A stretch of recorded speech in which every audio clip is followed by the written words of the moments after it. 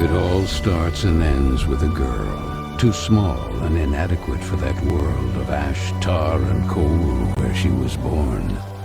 When her mother died suddenly, the little girl, with only the company of a stuffed friend she would soon forget, found herself all alone on an icy bench, waiting for the carriage that would take her to the austere Bunny Hall. Luckily, even if that place turned out to be very hostile for her, there she met Carole, who like her was small and inadequate, so the little girl began to feel less alone, until, on a day like many others, Carole would leave Bunny Hall for good, so the little girl fell prey to despair again. After all, in a world made of ash, tar, and coal, furiously ticking away like a crazed clock, what can a little girl do all by herself?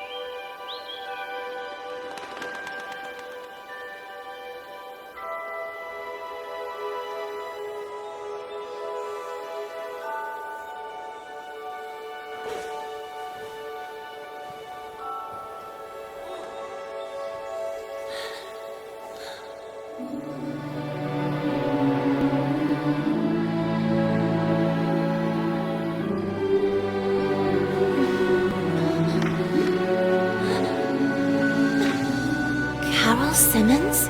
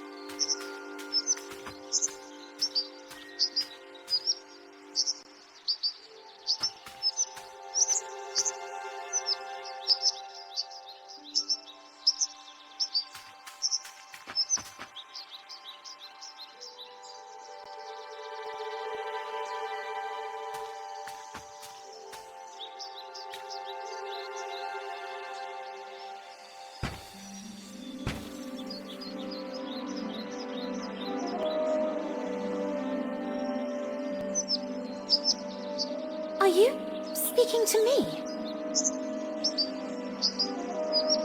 Princess? No, I mean, I believe so.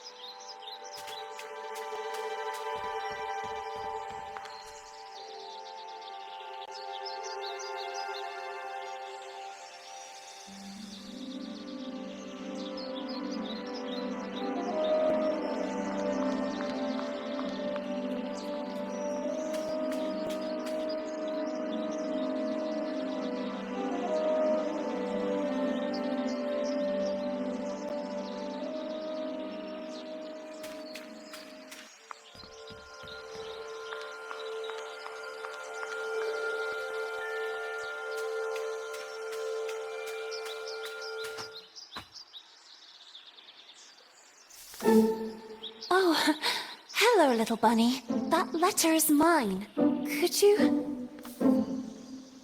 The sweet, bespectacled bunny ignored the little girl and took the letter with them.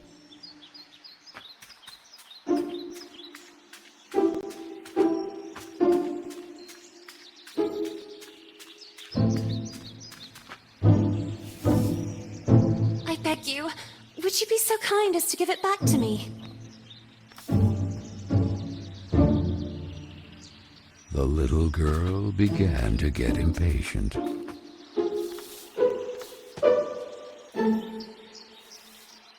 The little girl wouldn't let it win, so determined to recover Carole's letter, she followed the mischievous bunny.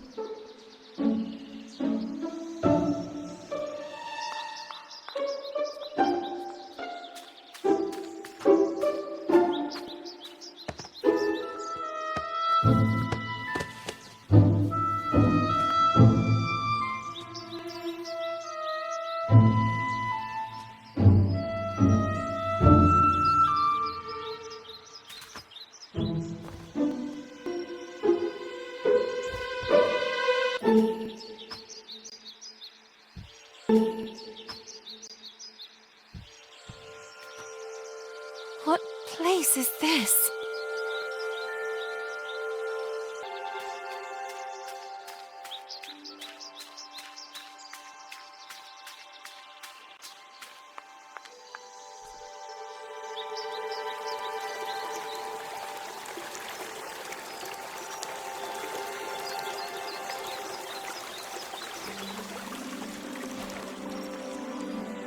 That kite, it reminded the little girl so much of her friend Carole. So free and graceful, yet tormented, as if by adverse currents, by the other girls at Bunny Hall. Oh, and who would you be? Have you perhaps seen a bespectacled bunny? Even the owl ignored her question and just stood there, staring at her, with those eyes, red like blood. But the little girl had no time to waste. She had to track down the bunny, and so she began to follow in its tracks.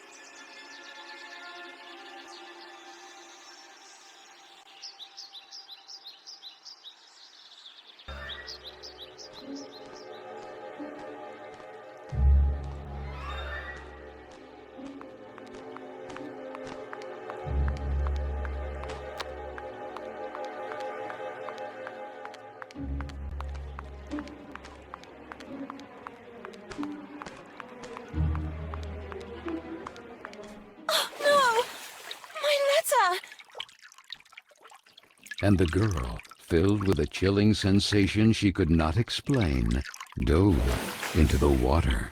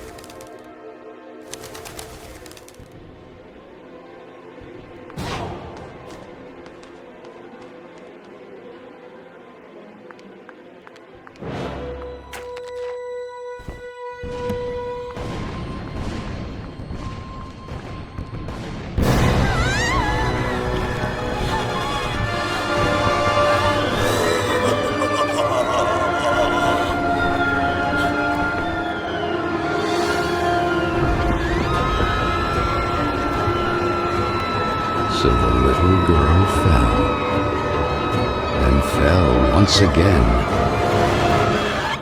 And while the man with the tar hat stood grinning, her thoughts drifted to that mysterious figure in the window of Bunny Hall, who silently stood watching her as she was swallowed up in her abyss. And this is how our story begins. A letter, a roar, then a daring plunge, and a little girl, too small and inadequate for that world of ash, tar, and coal of which she was a part.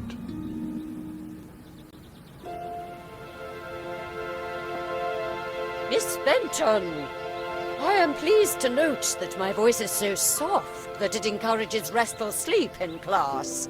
Would you be so kind as to share your wisdom on today's topic with your fellow classmates? There was a man made of tar, an owl, and a bunny with glasses. Such impertinence.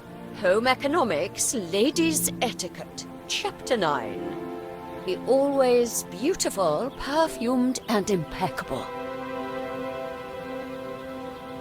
All of you young women of today are privileged to witness the deeds of the great men of your era, the grand discoveries, the phenomenon of industrialization, progress.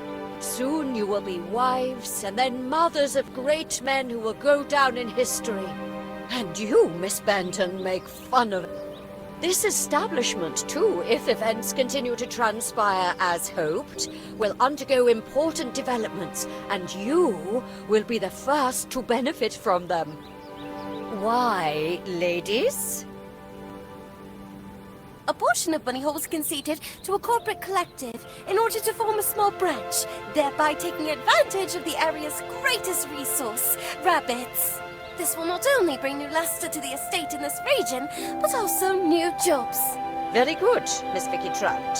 At the very least, Lana has grasped the rabbit matter. In this regard, our dear Frank reminds us that it is strictly forbidden to venture beyond the walls of the park. The disinfestation work will resume tonight after the strong winds of recent weeks. Remember, not to be overwhelmed by the explosions. It's all perfectly normal. The soil is blasted with charges and the rabbits forced out of their burrows. Who did it? Lana! Miss Benton! I'm weary of you, miss. Ungrateful, arrogant troublemaker. Why is it so difficult for you to behave like all the others?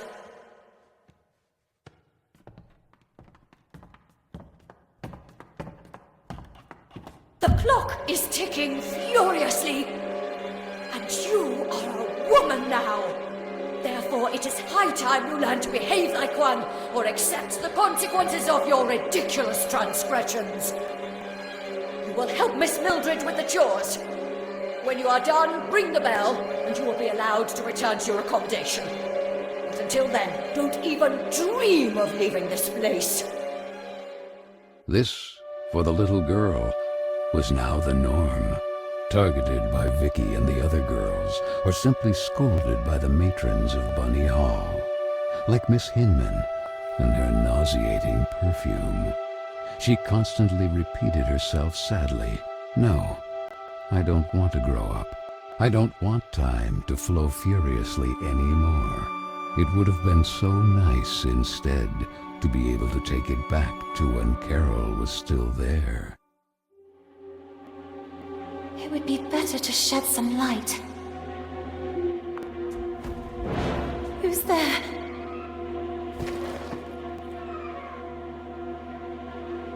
Where the heck did the broom go? Oh, here it is. Better get to work.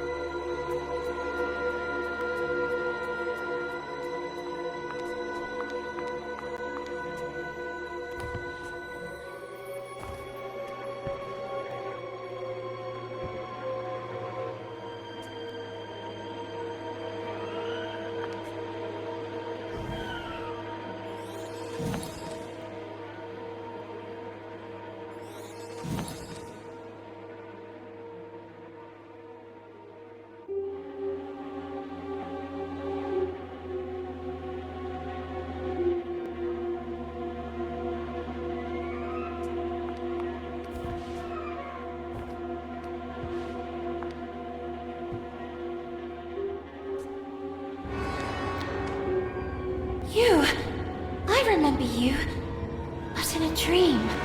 Or at least, I think it was a dream.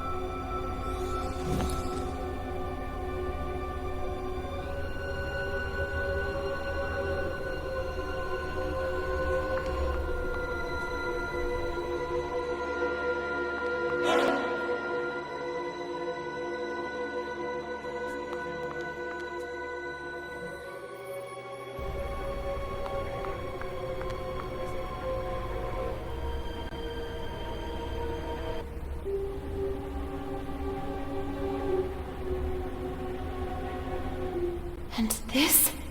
Where did this come from?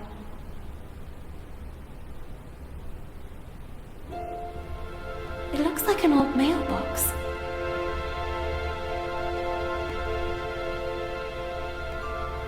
Oh, maybe I'm still dreaming. Who is there? So I really am dreaming. What's this?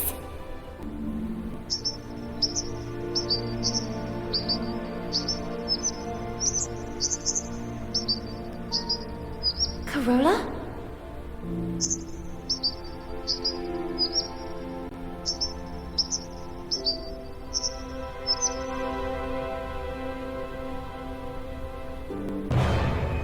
Who are you?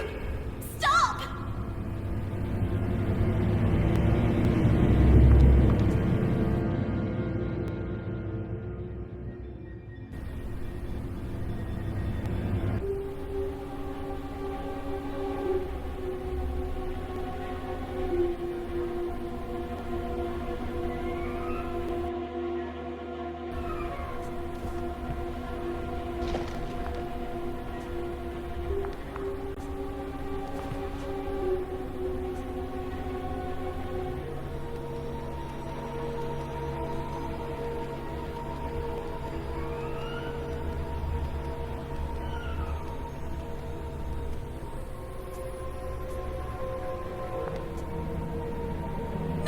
Please! Stop!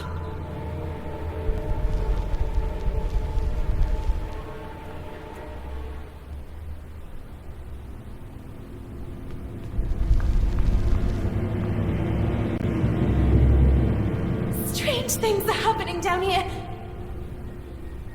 No, I won't stay here a moment longer.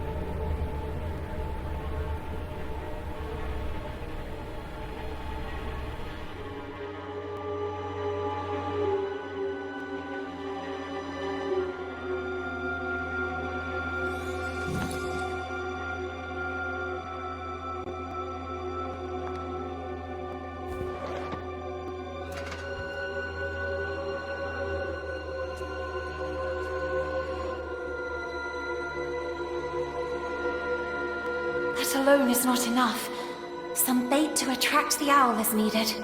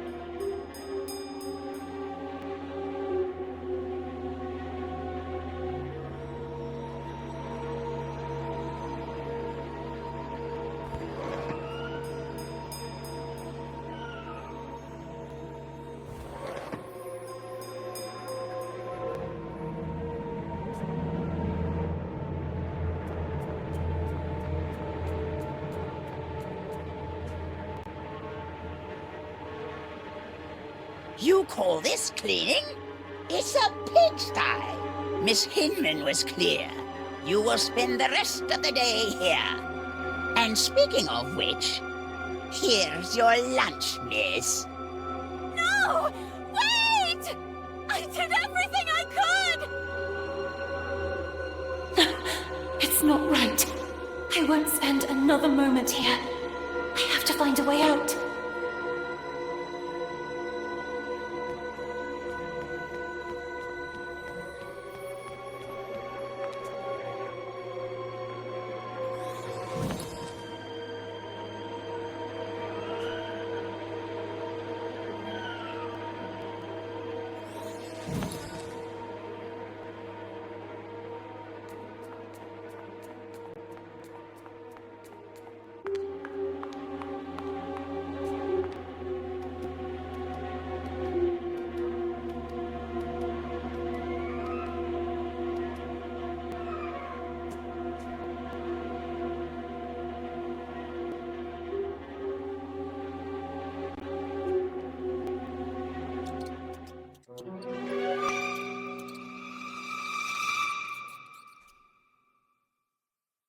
Oh, I'm so sorry, little one.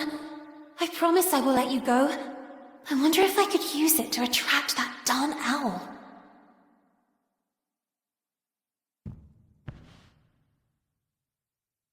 Hey, ugly owl! That's what you want, isn't it? Mouse porridge! This way! Come on!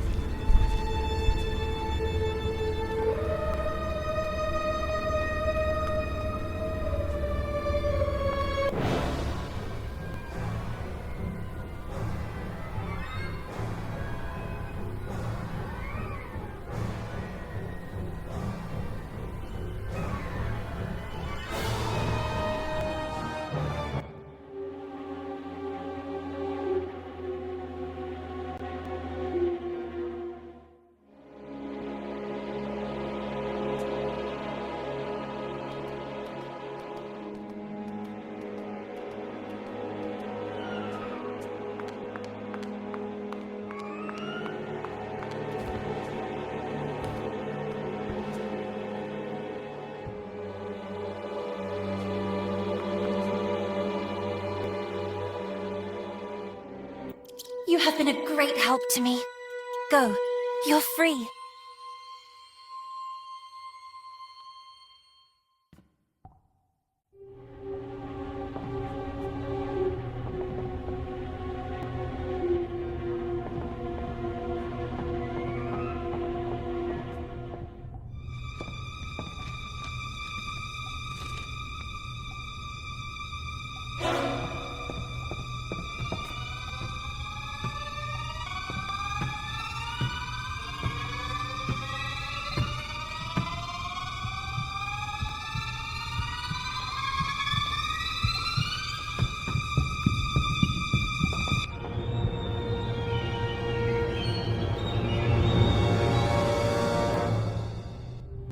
Who was that boy?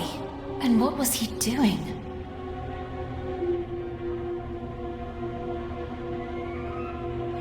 A letter! Carole Simmons! It's from Carole. I can read her name. The flames barely touch it. I have to put out the fire before it's too late.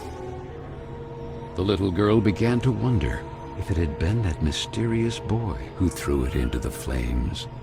But why? What was he hiding? And above all, who was he? No! Why did you kill it?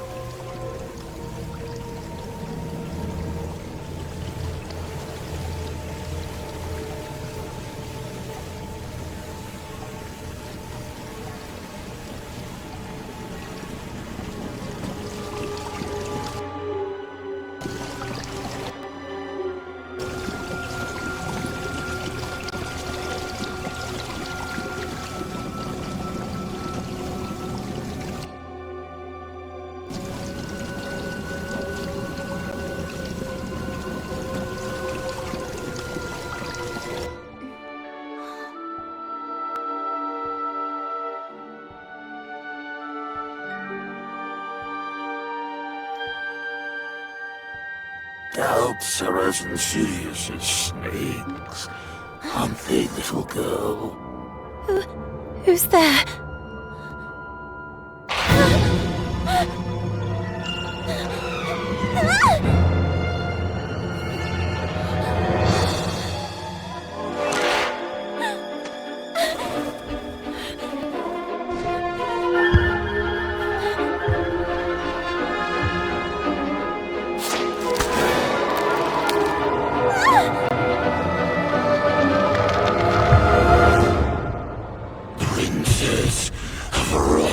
kingdom.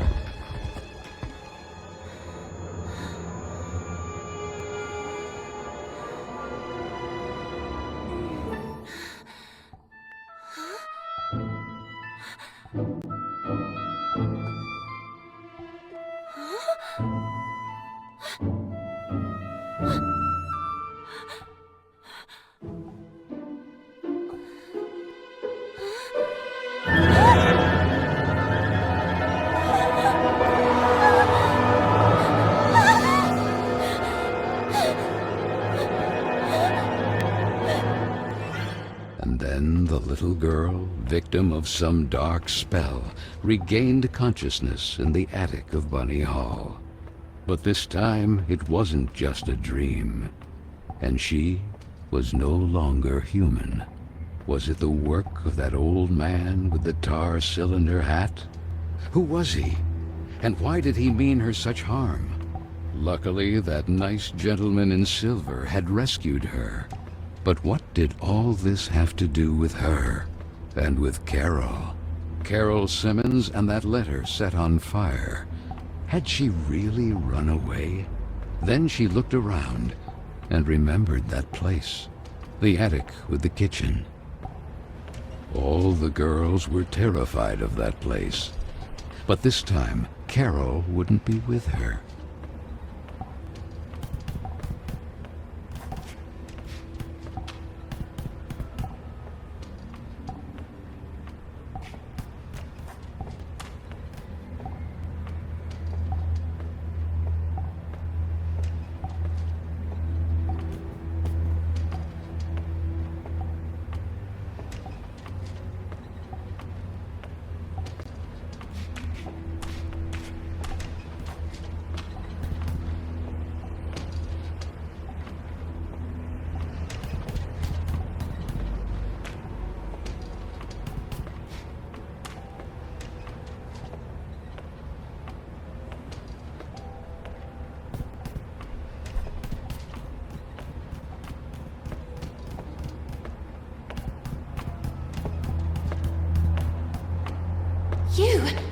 You saved me from that terrifying man earlier.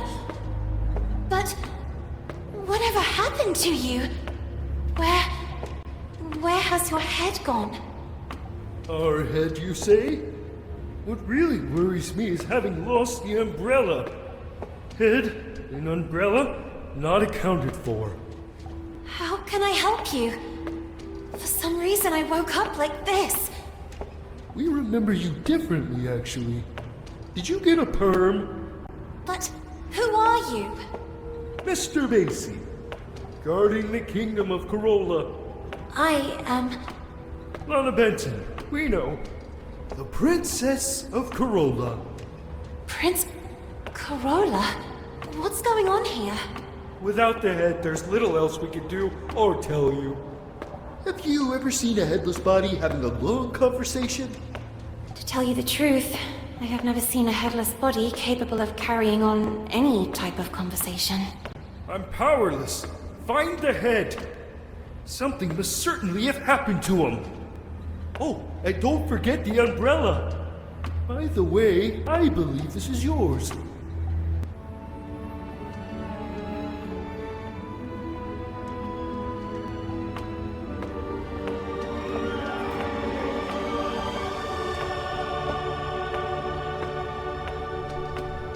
My ribbon! Oh, thank you! Now go, and be careful.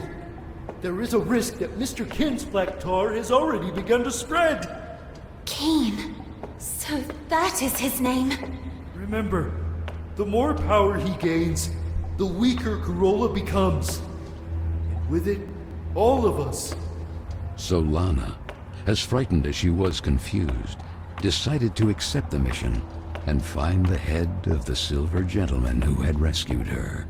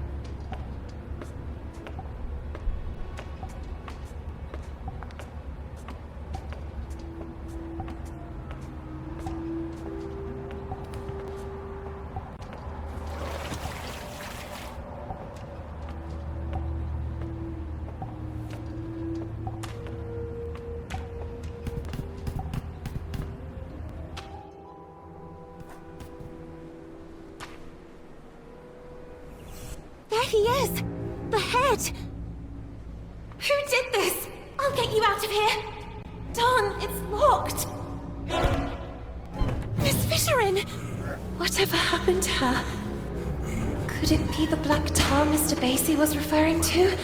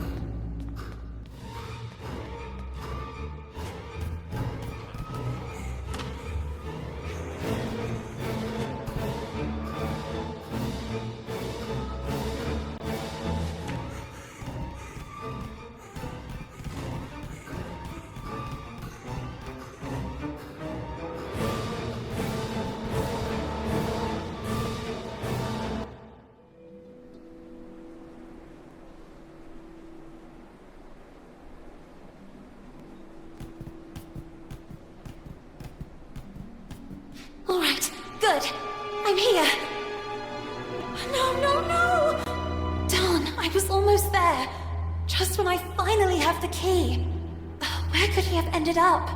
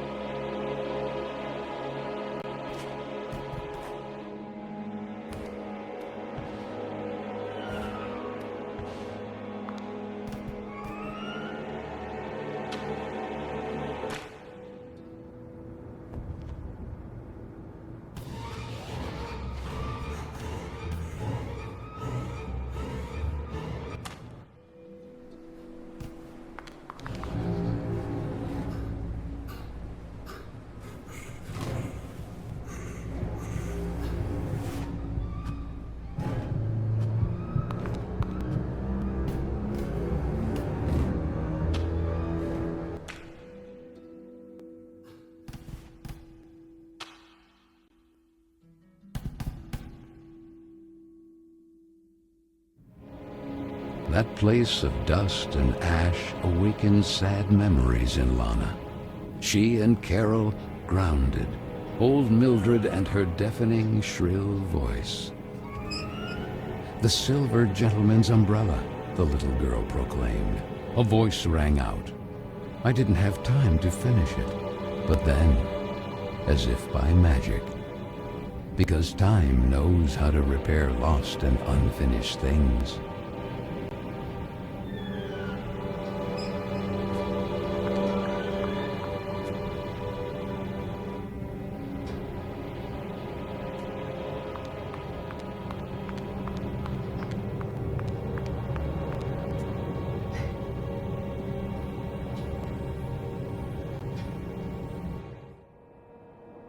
The head!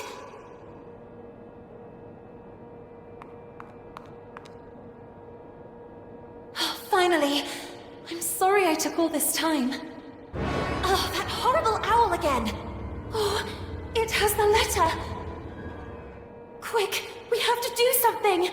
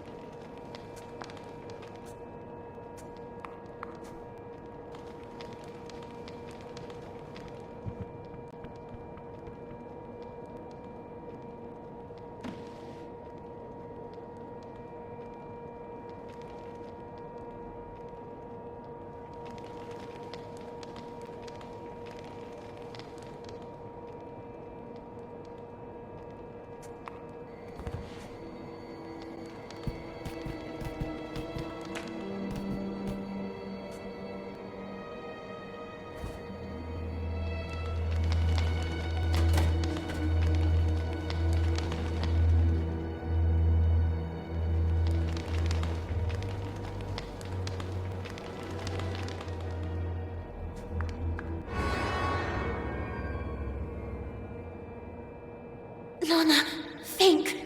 What are birds of prey most afraid of? Fire! Who isn't afraid of fire?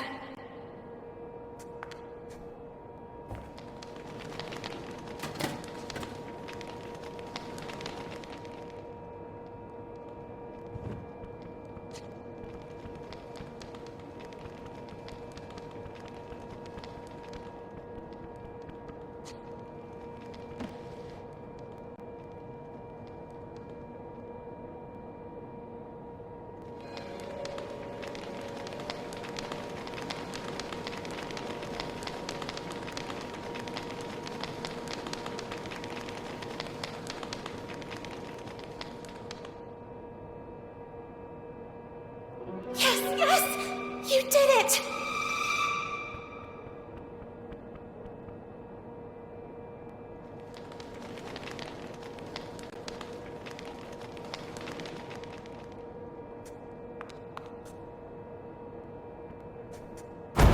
Lana Benton!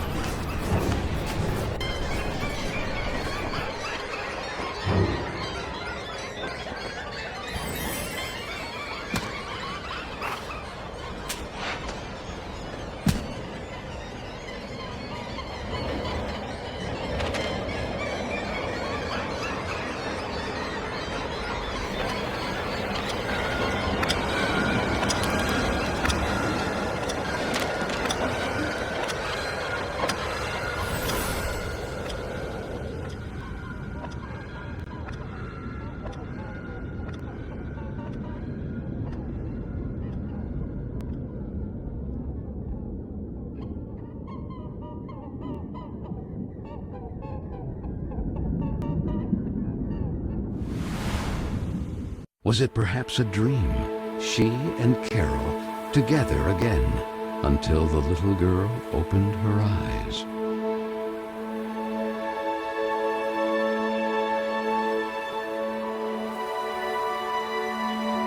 What is this place? She wondered. It was certainly Corolla. Even if the sails aren't hoisted, it doesn't mean the wind isn't already blowing. These words rang in her head. Carole? It's you, isn't it? The sweet bunny did not breathe. She stood there at the bow, contemplating that spectacular view. What happened to you? I need to know. Why did you leave me?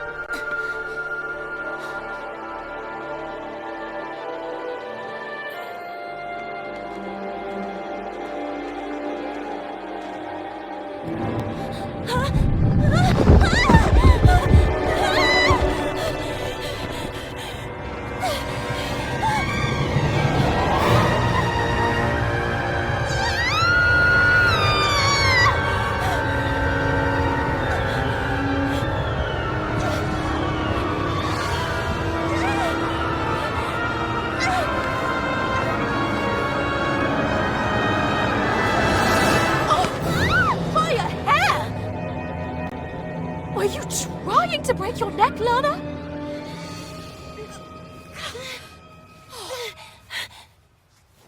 What if Miss Hinman saw you? Hopping on a roof. What's in your head, girl?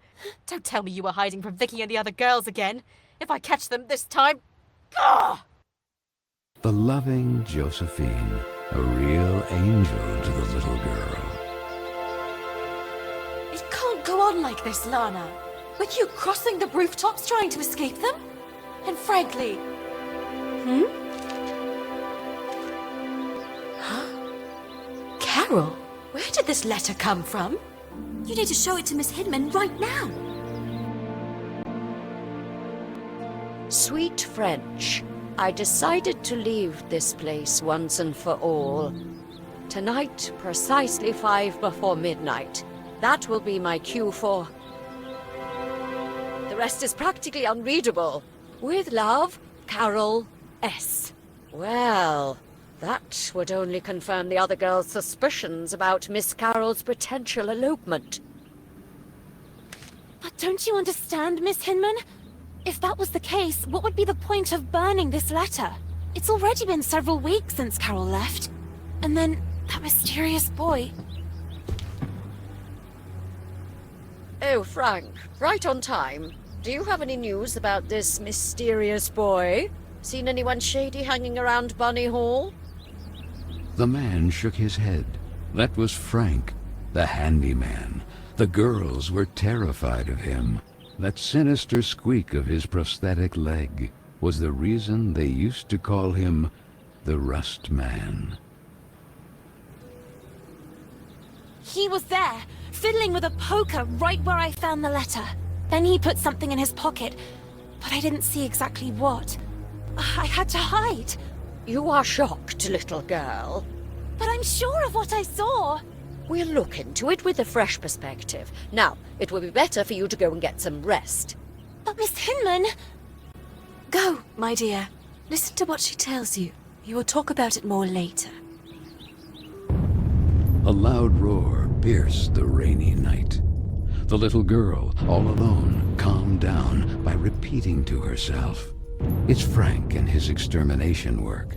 I must not be intimidated by the explosions beyond the walls of the estate." That photo. Often the little girl feared she had forgotten her sweet mother's face.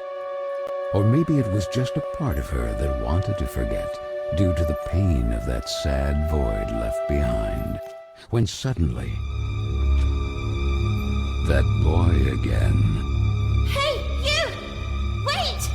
And though curiously all alone, on a freezing rainy night like this, the little girl set off in pursuit of that mysterious boy.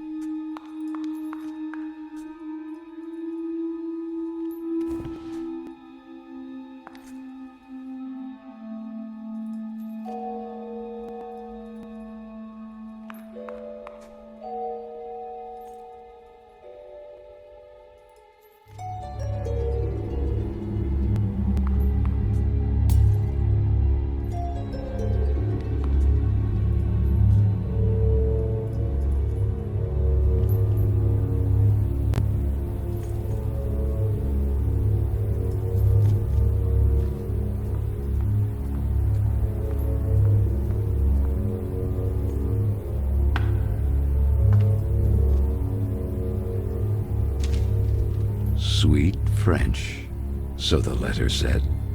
My time seems to be running out, like a sword hanging over my head. And however much I may resist, nothing is going to change. Nor do I receive any support, not even from those I thought I knew. All I have left is you, Marcel, my sweet French, and the idea of London together. Carole S. Marcel? So that's your name. Girls!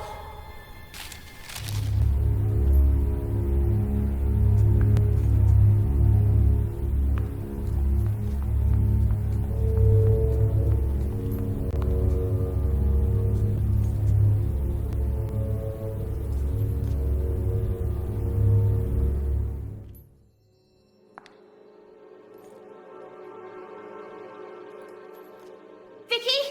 Girls? Is anybody there?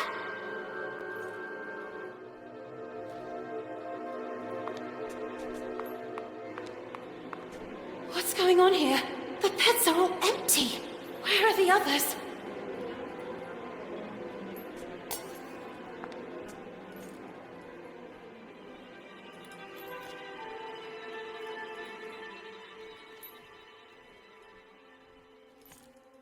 No, please! You have to help me! Vicky! What's going on? Where are the others? Gone! Someone, something, has swallowed them! Please, do not leave me! What the heck are you talking about? From the breach! The tar, Lana! It's spreading! The tar? Don't you understand? Even if time seems to have stopped, clock keeps ticking furiously. Grant him, Carola. Like Carole, all of us will be doomed too. Vicky, what do you mean? Please do not leave me. Poor fool. Did you really think Vicky or the others would ever ask for your help?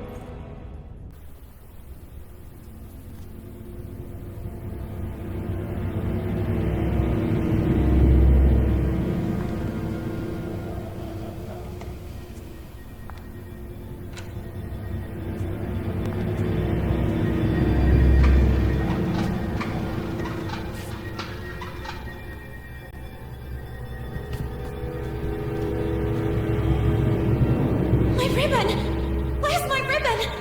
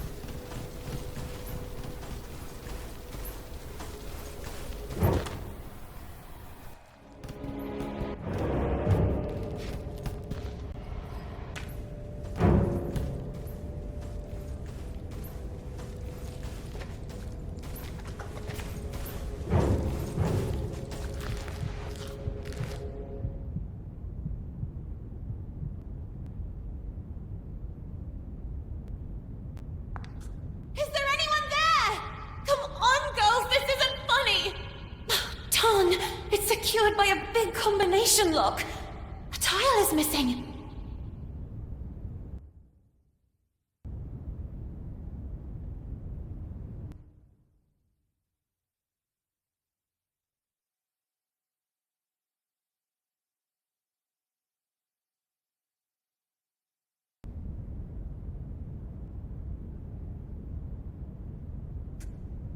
Where is everyone?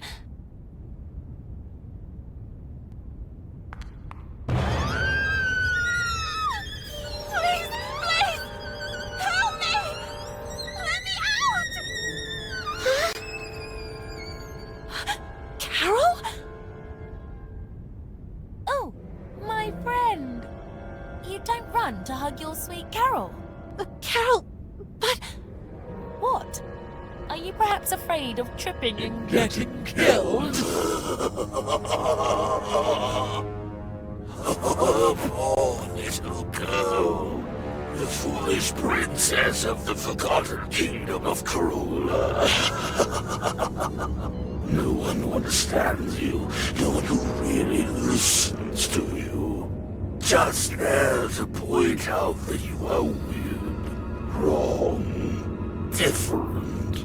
And now that Carole is gone too, all alone, oh, it breaks my heart. Who are you? Who am I?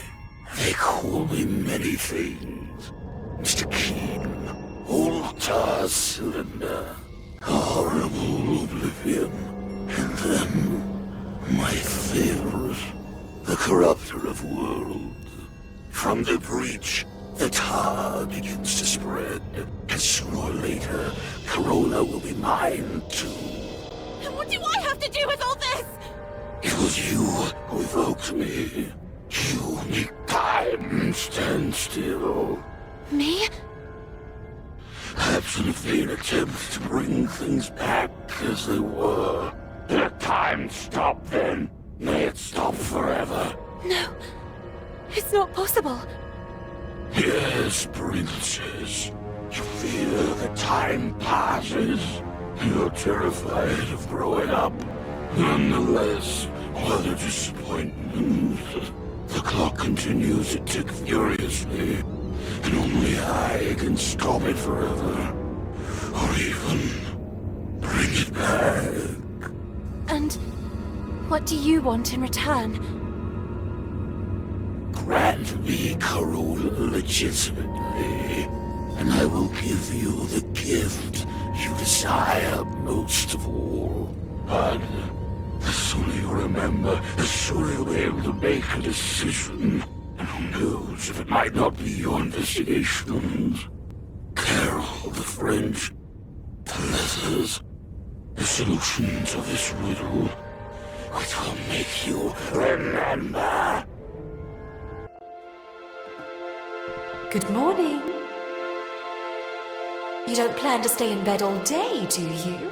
It seems that Miss Hinman has an important announcement to make. Oh, I must have dozed off again. I can't remember. Maybe I was dreaming. Quick! Miss Hinman will kill me! Oh, and thank you. Thank you so much.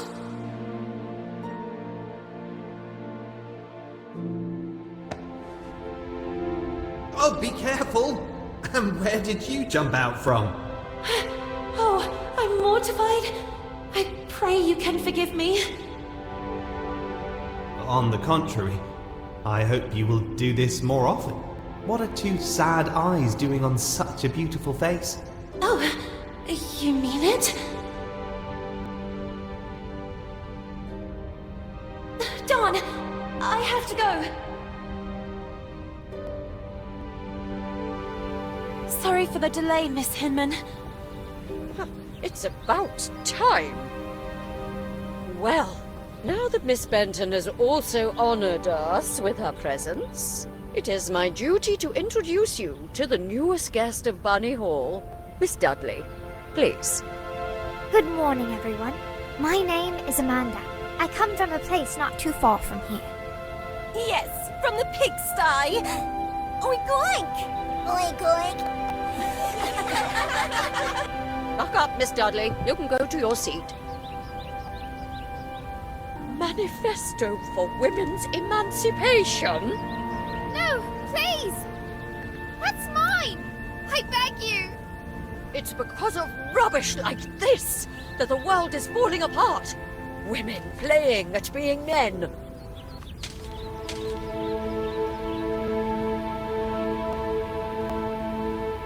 This, for the little girl, was a common occurrence. Then, recognizing her same sadness in the face of the new arrival, she had nothing left to do but huddle helplessly on the cold bench and let herself slip away from that gray world in which she was born. Even if the sails aren't hoisted, that doesn't mean the wind isn't already blowing.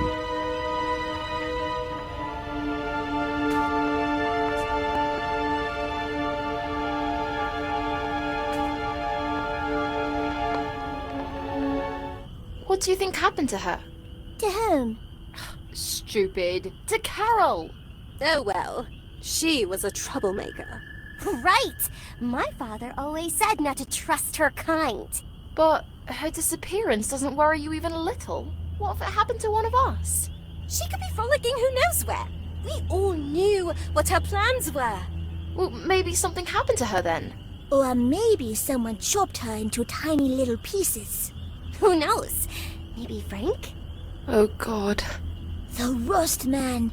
That guy creeps me out. Yeah, I think he killed her. I mean, have you seen how he stares at all of us?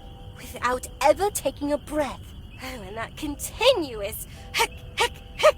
Do you think he's a bloodthirsty girl killer? You're scaring me. I am the spirit of Carole Simmons.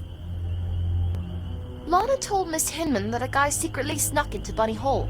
Who? That handsome lord standing outside the classroom? Stupid. You're stupid. Not that. Oh, he is so cute! And look who's there. Hey, where are you going all alone? Where are you running off to? We just want to talk to you.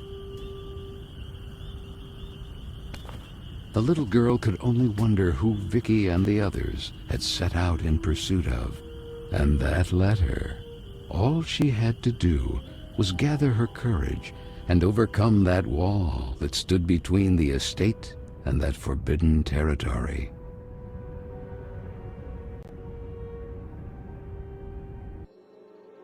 The Bunny Hall Park. It had been so long since they were last allowed to cross those walls because of the restructuring for the collective and the disinfestation work. The little girl struggled to recognize it.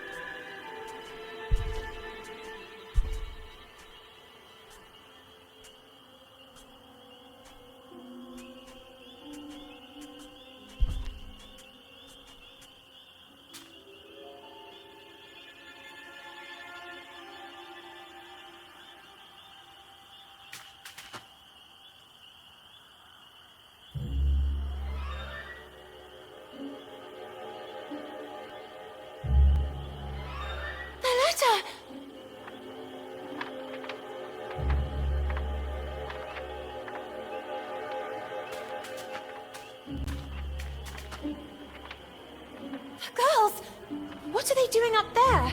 Where are they going?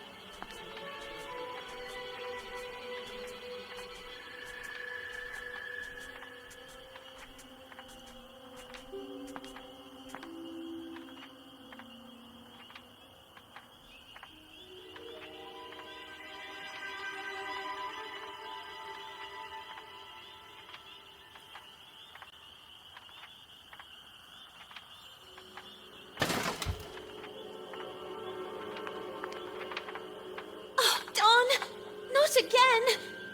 Oh, no, no! I have to find a way to go down there.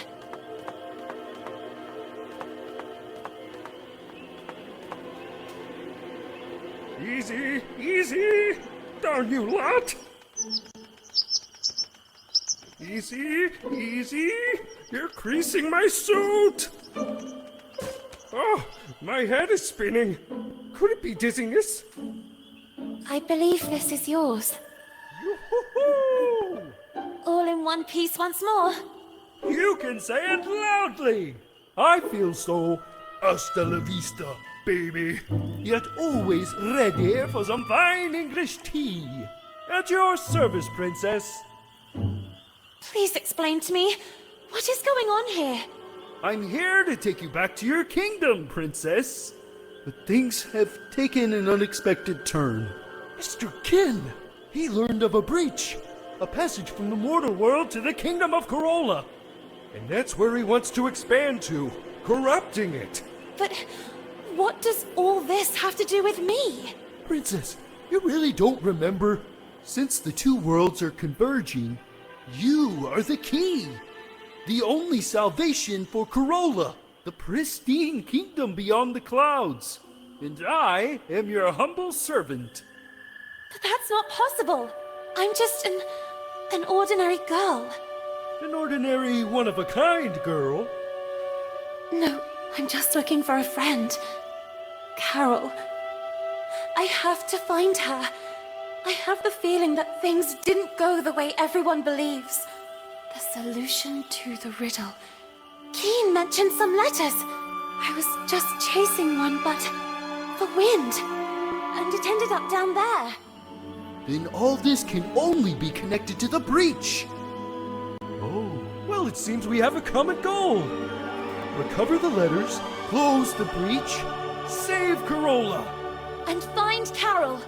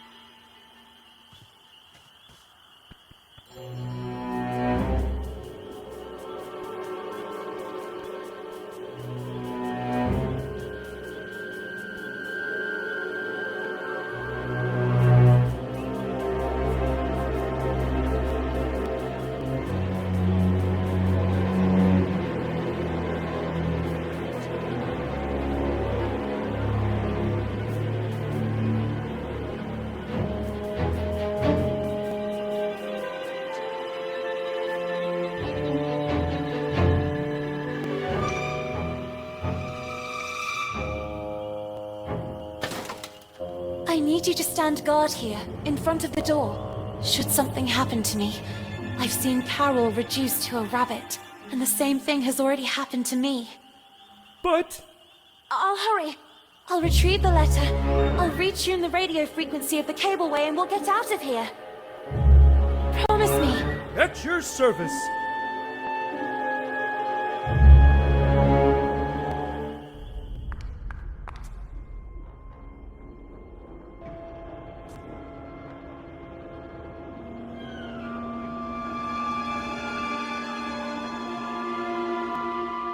Hey! Everything fine down there? Princess?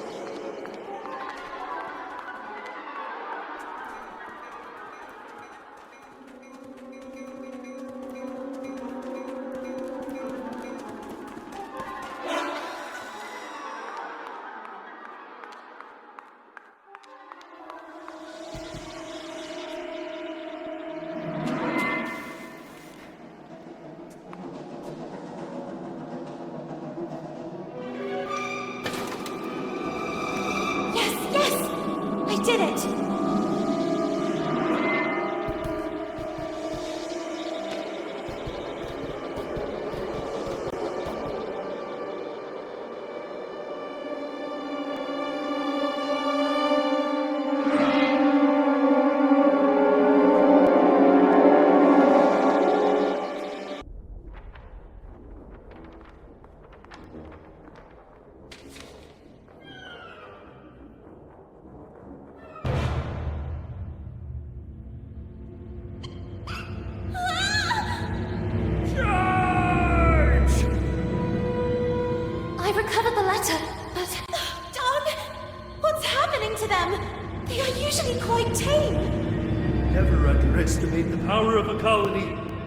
This is their territory. They've already been forced out of their lairs.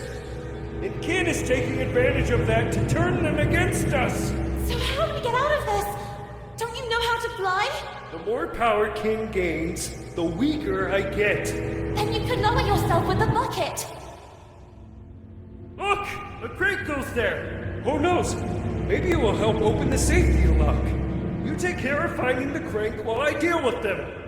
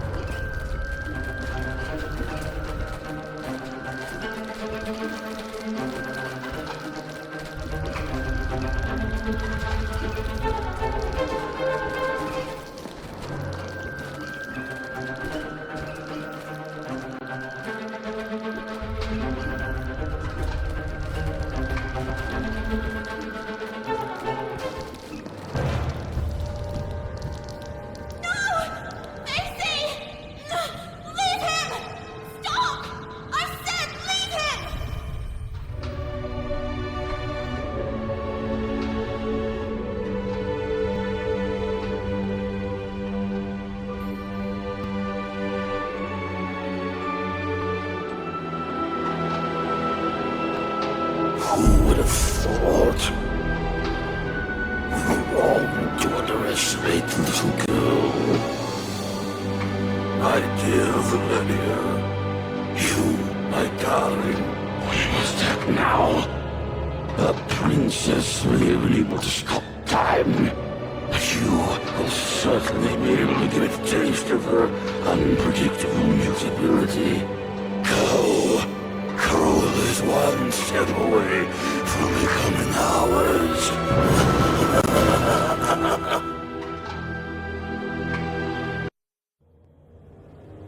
What happened? What are we doing here? The little girl barely remembered what had happened, and the head couldn't give her an answer. There was no longer any trace of the rest of Basie. However, the little girl did not despair.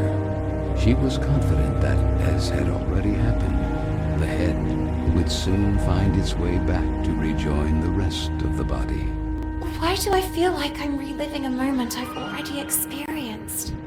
Me and you, all this. Then she looked out at the horizon, beyond the window of the cableway.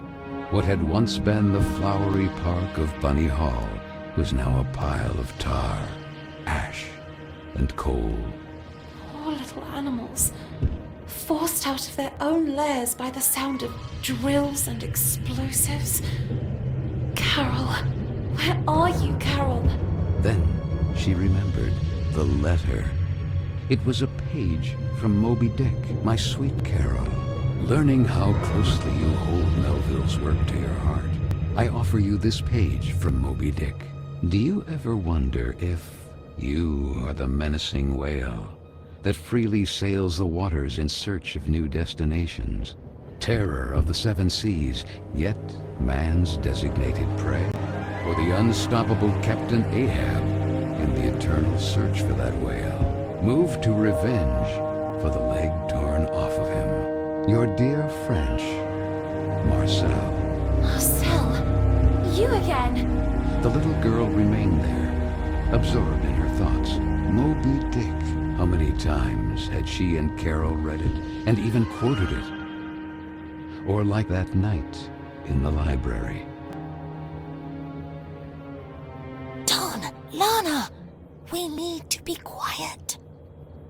I'm trying. Come on, we're almost there. If they find us, we're doomed. Now, where did I put it? Oh, there you are.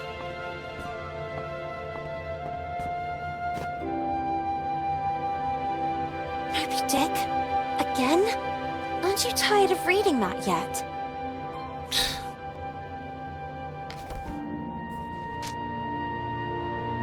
My God, Carole, if Miss Hinman catches us with this...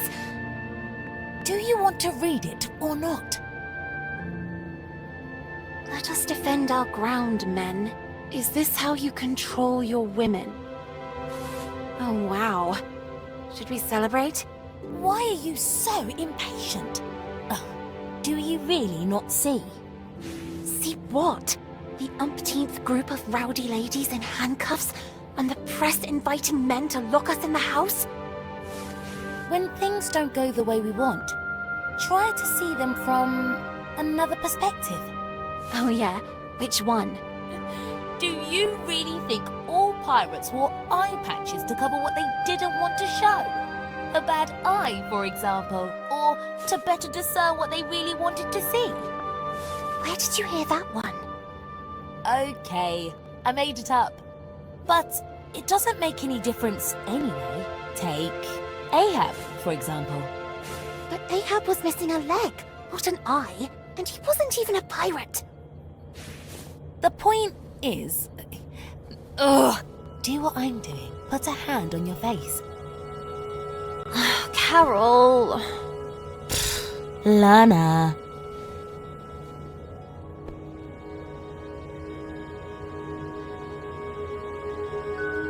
Now look.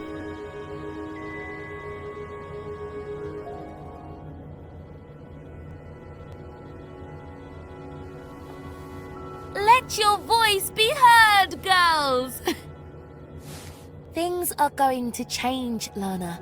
Sooner or later, but they will change. What's the saying? Right. The winds of change are inevitable. Even if the sails aren't hoisted, that doesn't mean the wind isn't already blowing. What? No, nothing. Who knows where I heard it? Free, Lana. Free to be able to choose who to become, where to go, who to love. And maybe one day, women will also get into politics. Can you imagine a female prime minister? Or a black one? Can you imagine it, Lana? How I wish I could be there, among them, to fight. What future awaits us here? The factory, or worse.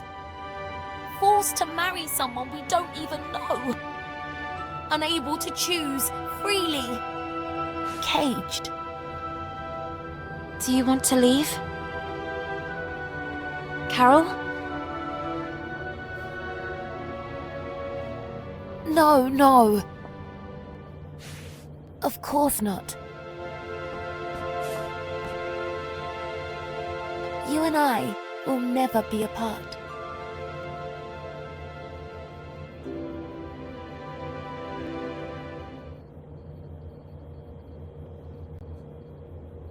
Basie? Head?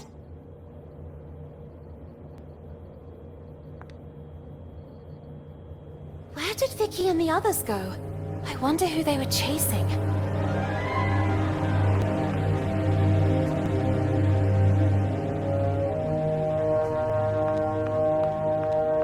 Stop! Where are you running off? The new girl?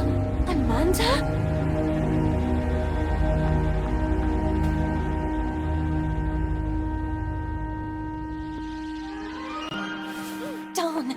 Where have I ended up now? I have to get out of here. And quick.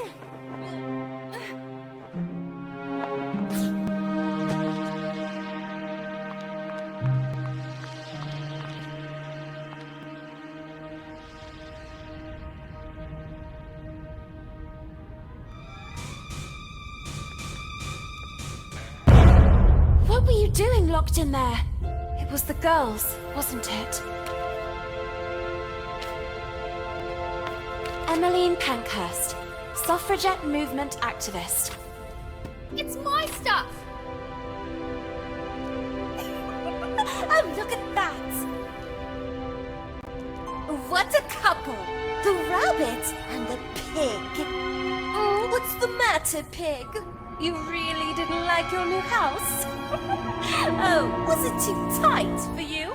Oh, you certainly know how to choose your own company. Oh, well, at least Carole had some guts. Speaking of which, Hinman is waiting for all of us in the big room, and you are already late. I already have enough problems of my own to take on yours, too. It's better if you stay away from me. Thus, a new era is upon us, girls. Quick, Lana! Progress. And you, young women, are all privileged, bearing witness to the work of the great men of our times, like those at the head of this magnificent project. The concession of Bunny Hall to a corporate collective has begun to bear fruit. And as if that weren't enough, here is a gift from the same virtuous men who are part of it. Please, Frank.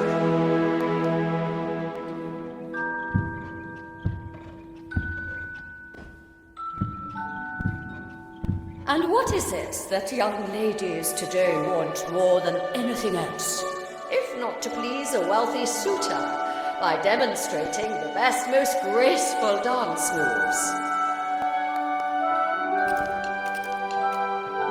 And so it is with great honor that I invite you to welcome today's special guest, one of the main benefactors of Bunny Hall, Lord DeWitt. DeWitt. That was the name of the charming gentleman into whose arms the little girl had stumbled. At his nod, the girl blushed. Honoured by your welcome. Time marches on, really, and today you are all becoming young. It is in this regard that I have an exciting information to convey. young scions of high society have learned of the splendid girls of marriageable age who reside at Bunny Hall. And the evening here, in this place, there will be a ball attended by nobles and royalty from all over the region. What a magnificent, magnificent opportunity. I think we need to get to work immediately. Let's see. Miss Benton, please get in position. Me? Don't make me lose my temper, young lady. You will be the first to practice with the ingenious gift given to us by Mr. DeWitt and the other gentlemen. I expect that by this evening you will have already become an expert dancer. Quick!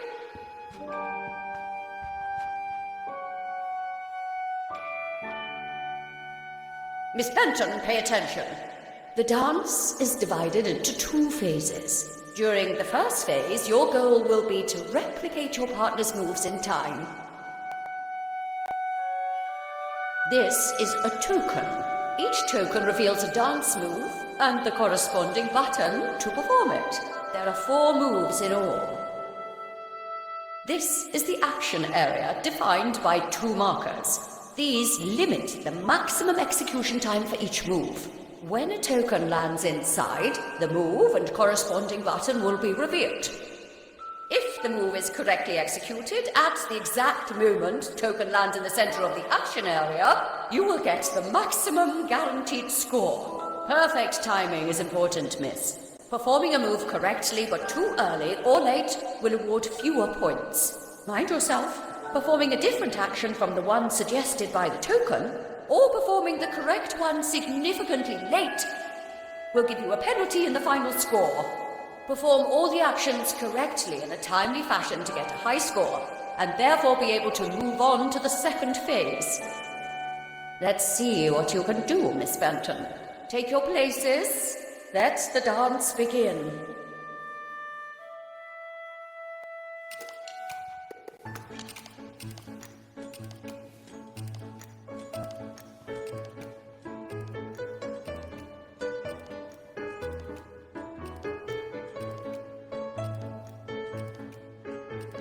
This one was easy.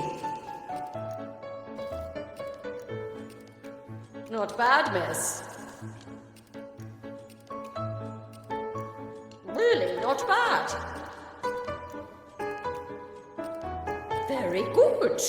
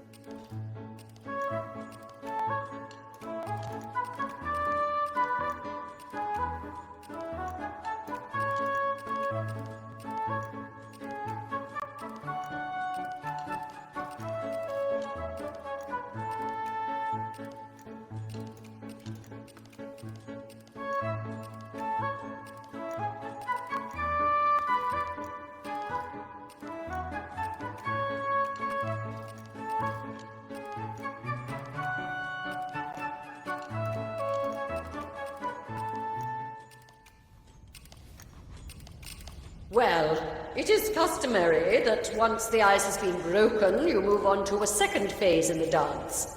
The man will perform a virile dance solo. Be sure to memorize the moves and replicate them with grace. 2 new actions are added to the step: the saute, the pirouette to the left and to the right. The reveille. And the twirl. Take your places. Go.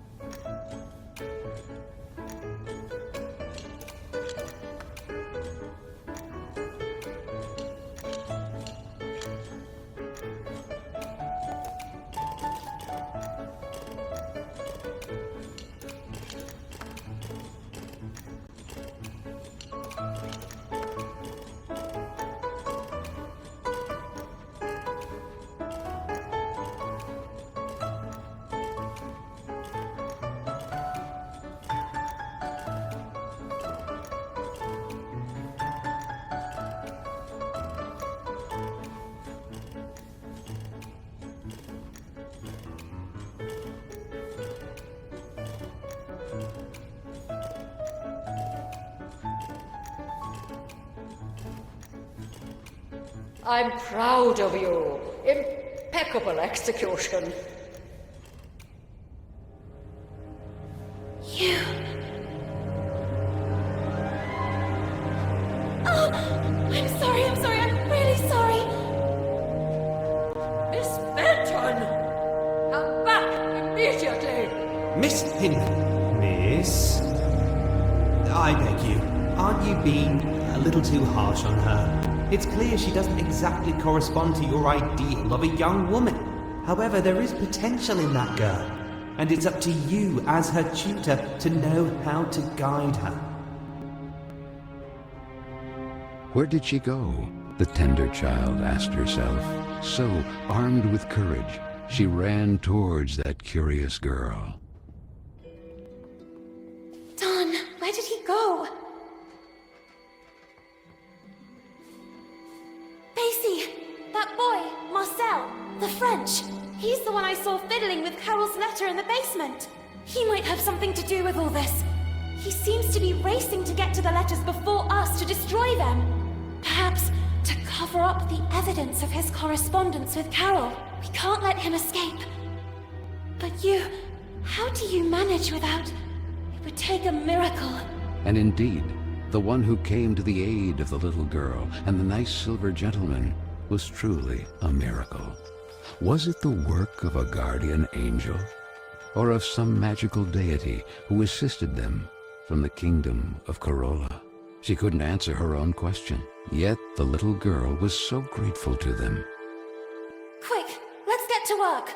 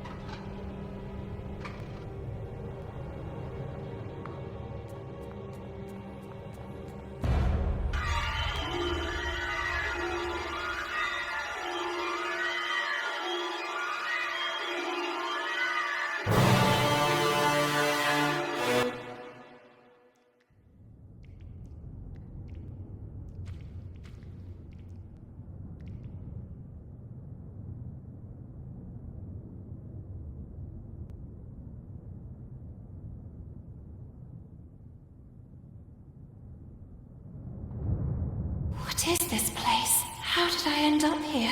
To the little girl, it seemed like a distant era, not yet lived.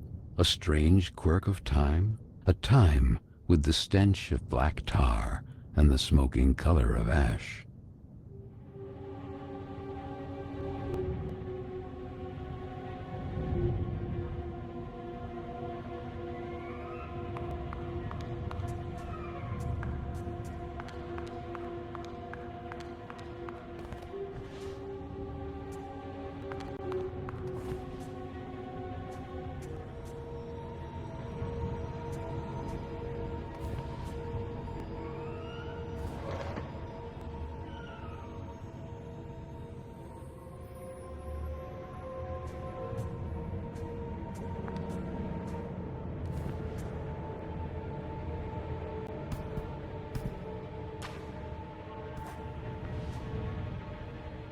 But this is the science classroom.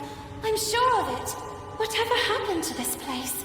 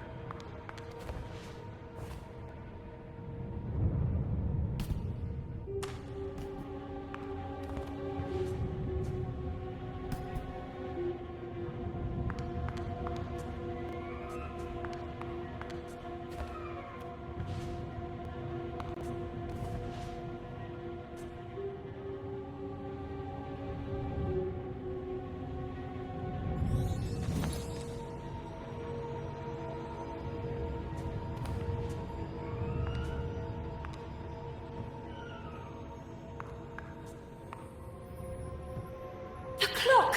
This is all it's doing. It's as if it sent me to a distant era.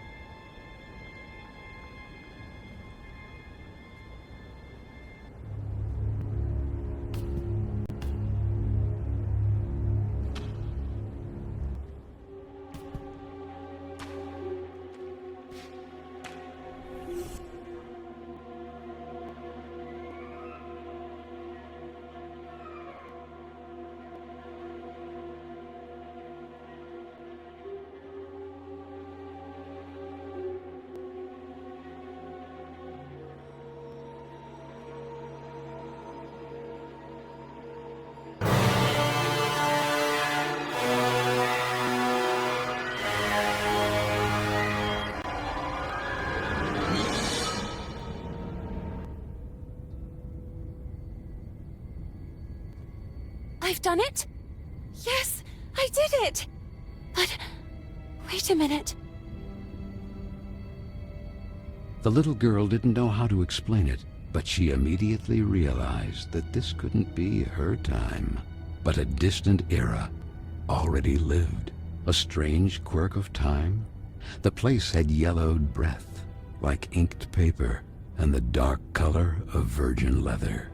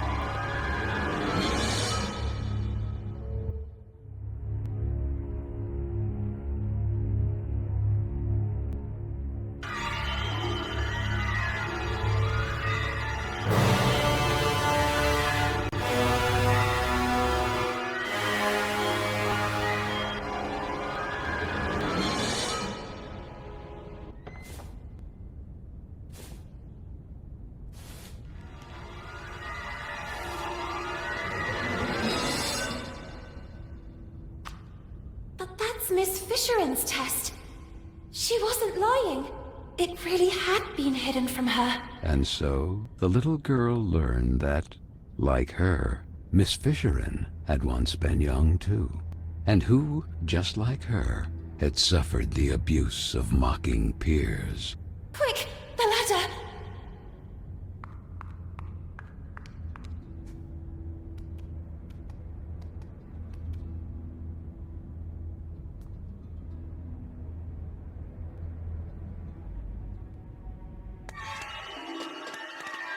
Stop!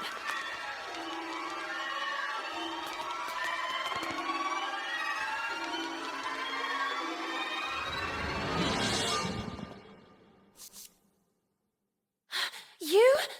What are you doing here? Little girl, you really like playing with time, don't you? All I see is two useless, weak rodents with their tails between their legs. No, please! Rabbits, you are just rabbits. This is not your place.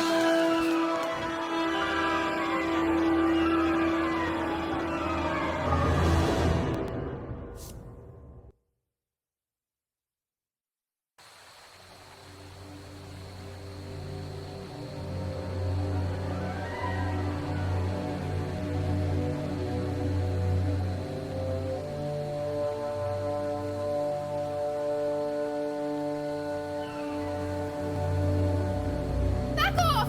Stay away from me! Don't come any closer! Amanda? Is that you? And who the heck are you? Lana? What happened to you? Why are you...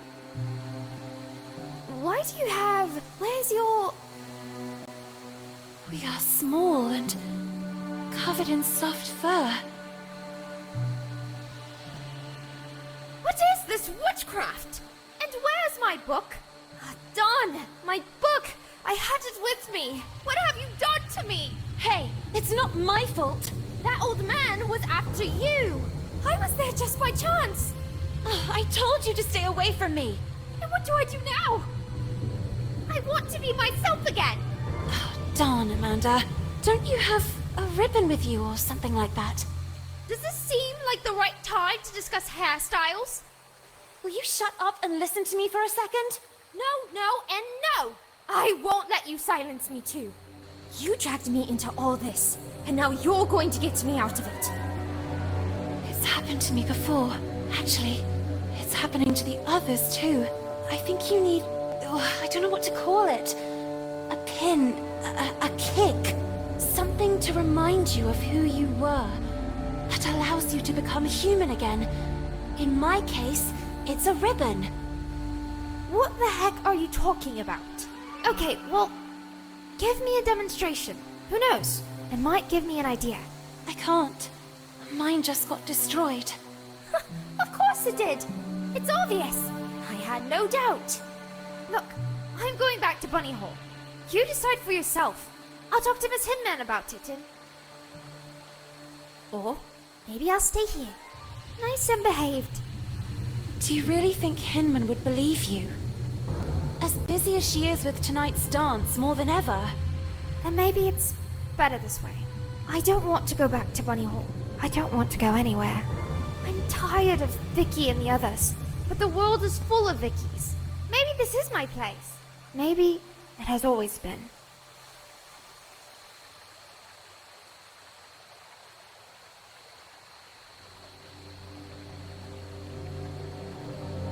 This.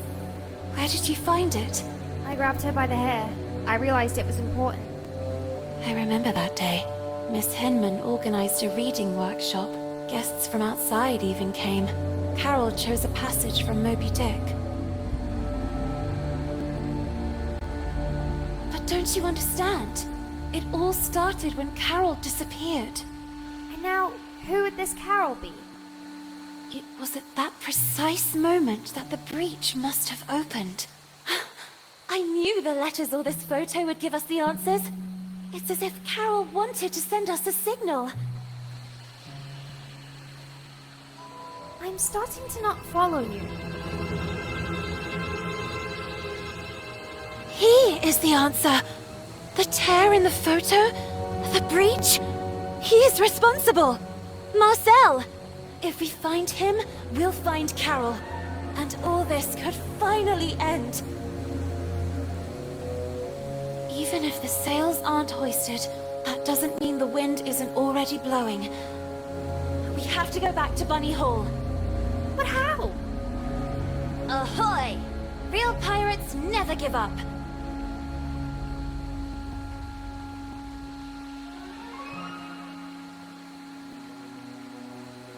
The felled tree, the signs of exploded mines. If my calculations are correct, we are in the park, just a few meters from Bunny Hall. Shh! Did you hear? Listen.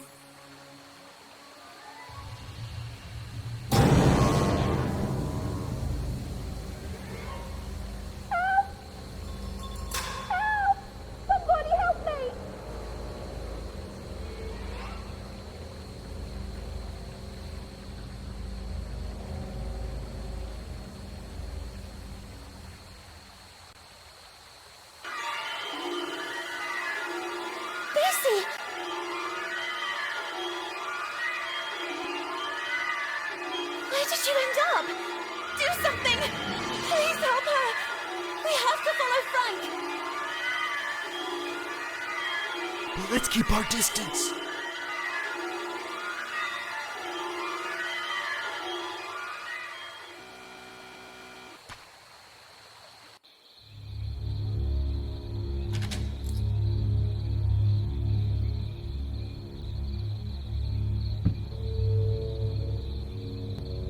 He's heading to his shack. What are his intentions?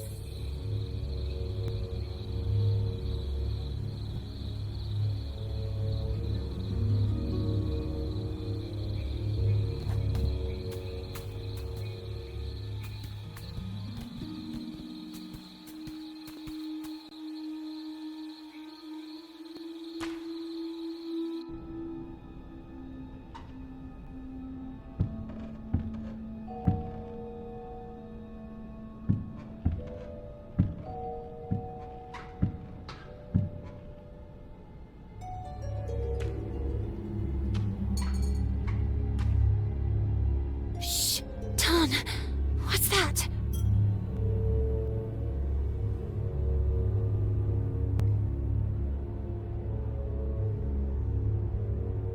The little girl, intrigued, began to observe the object more closely. It looks like the bottom of a glass. Quick, let's get moving. Let's find Amanda and leave this place.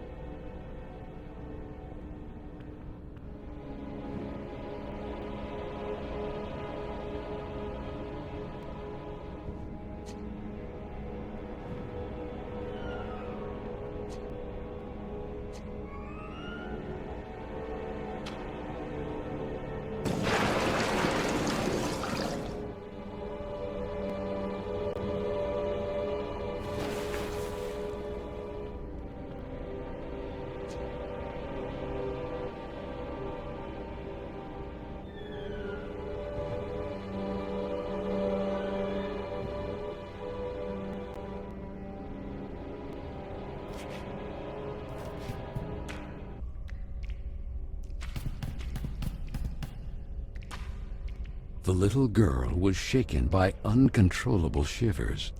What was that place?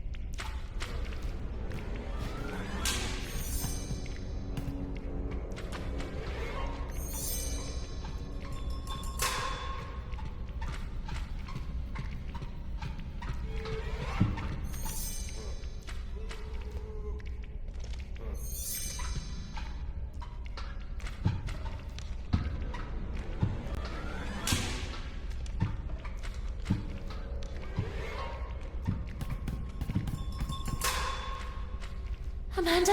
Hey, it's me. Quick, I'll get you out of here. No!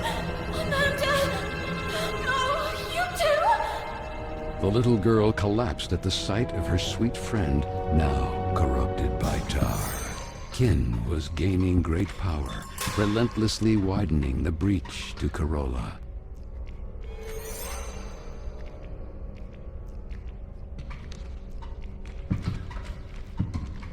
You! Oh, I beg you! Do something! Help her! Lana, not all of us are equally strong. I don't understand. A moment ago, she was...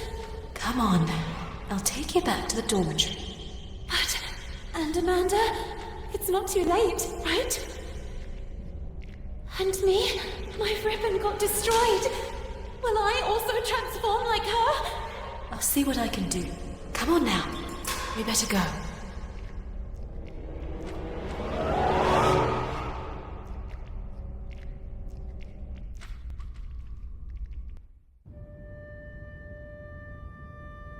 Everything is back to normal. What's up? Hang in there. Carole has disappeared. Perhaps kidnapped by that... Marcel. If she's even still alive. And now Amanda. Soon Carole will be doomed. And it's all my fault. Listen, we all carry out actions that have repercussions, it's true. But we cannot eternally cling to the past, trying in vain to change it. However, you can always make amends for the future. And that will be the day you really know who you are.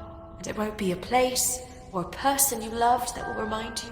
Not a ribbon, not even a photo you jealously guard. Your own actions will define you, and you will be able to accept that time passes, that things change, and know how to let go. Know how to let go. Had she ever really been able to do that?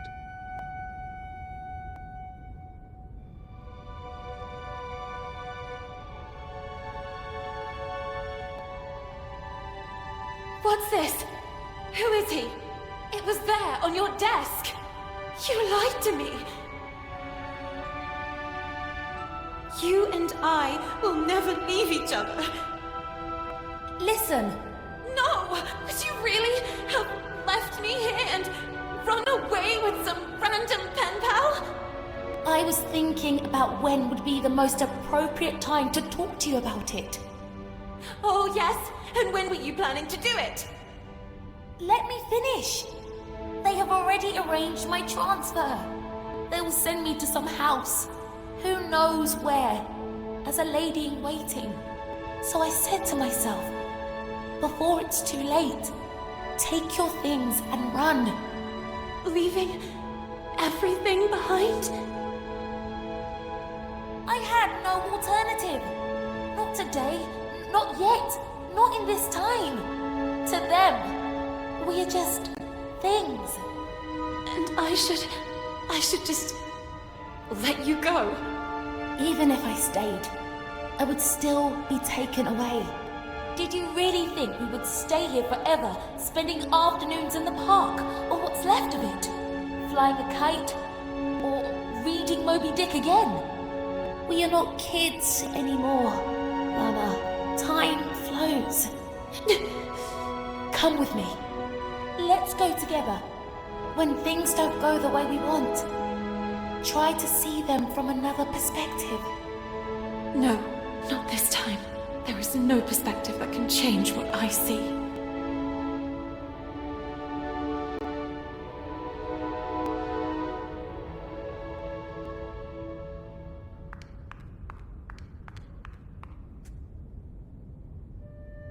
Miss Benton, this is for tonight's ball. The ball! I almost forgot about it! I was sure that you wouldn't go. However, someone insisted that you be there too. We never got along, and I'm very sorry about that. I hope, however, that this time you will prove me wrong by accepting the invitation and demonstrating that you are a real woman.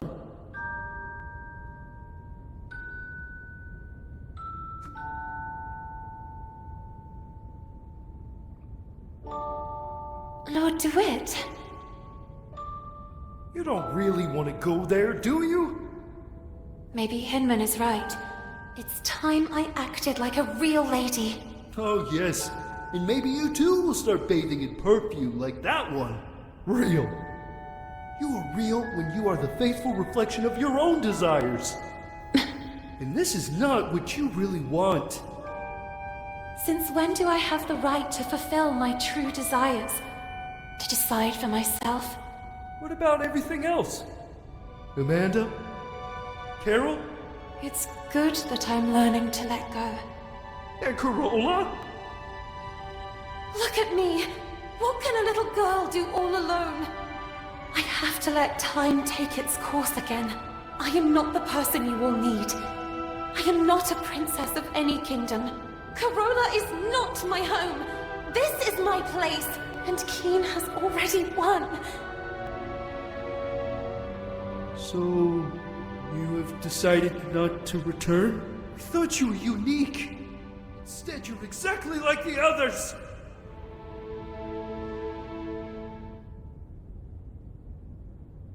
The big event. Noblemen and scions of the local aristocracy had flocked to Bunny Hall in great celebration, eager to meet the young women who lived there. The little girl, not so little anymore after all, couldn't distinguish them. In her eyes, they were merely clones of each other.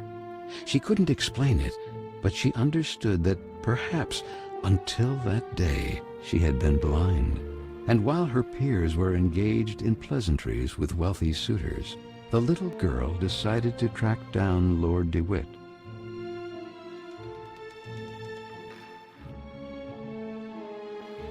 Miss, you certainly wouldn't want me to serve you a drink.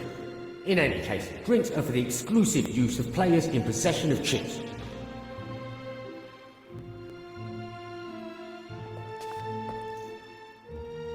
What a pretty damsel! Nice evening, isn't it?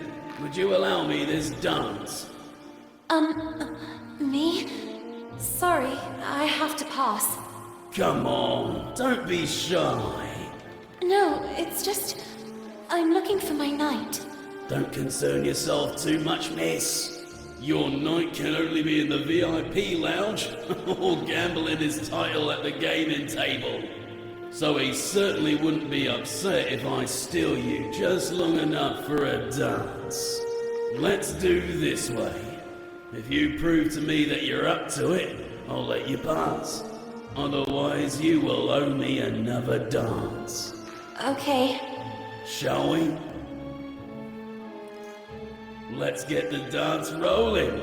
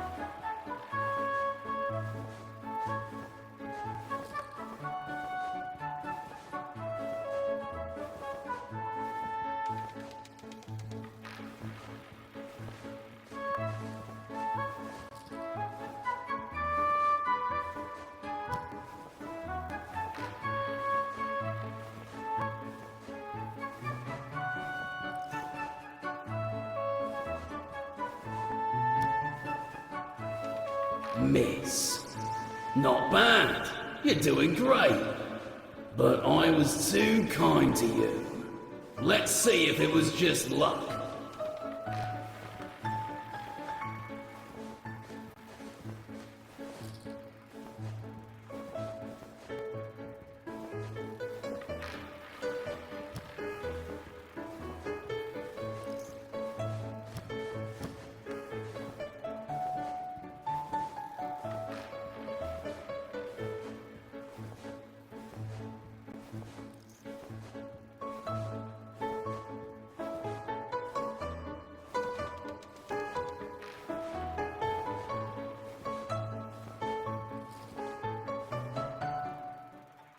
Miss, you have made me a very lucky man tonight.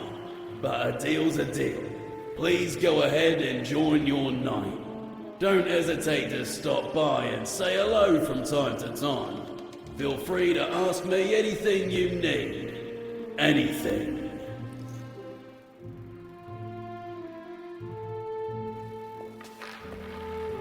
Miss, please give me a number immediately. Who knows? You might bring good luck. 29 black. Les jours sont faits. Rien ne va plus.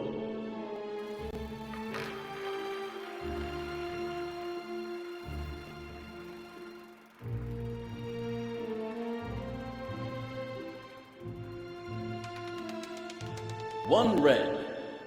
I'm very sorry. Alas, miss. Could you be bringing bad luck, perhaps? What you need is one heck of a good luck charm.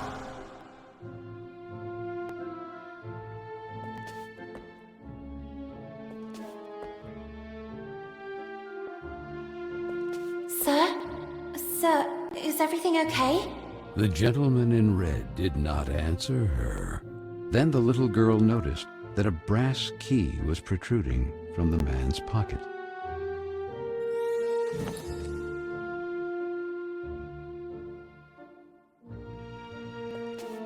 The little girl met her reflection. The image she saw pleased her, yet it smelled of the unknown. Who knows if Carole would also have enjoyed an evening like that? Go away! Marianne? Marianne, is that you? I already told you to leave. What are you doing locked in there? What happened? Lana, just leave me alone. It's none of your business. But you're crying. I know you girls never liked me, but in times like this, we should support each other. Even after everything we've done to you? We don't have to be friends. For now, you can just let off steam. Then you can start calling me a rabbit or a weirdo again. Actually, it's not true that I never liked you. It's just that the others don't like you. And when you're part of a group, the others expect you to act in unison. But I don't know if I'm like that. If I feel like them, I would like to make a difference. Yet I fear being marginalized. Like tonight, that slimy scoundrel. I hope he's still out there rotting. What happened? From a ridiculous briefcase, he took out a toy mouse. I think he wanted to take advantage of the opportunity to look under my skirt. I kicked that mouse so hard it must have gone down the drain. And then, to get him away from me, I gave him Hinman's tranquilizers. I know that not all men are the same. There are some good ones too, but then why do they expect all of us to be the same? In any case, here, in case they ever come in handy, I'll stay here a little longer. Thank you. Oh, and Lana? Yes? You're not weird at all.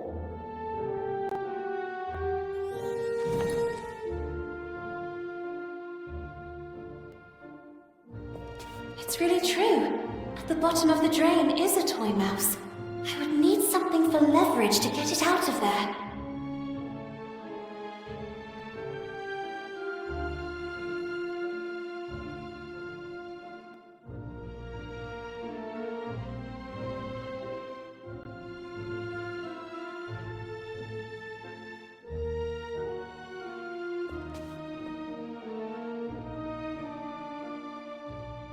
A mouse!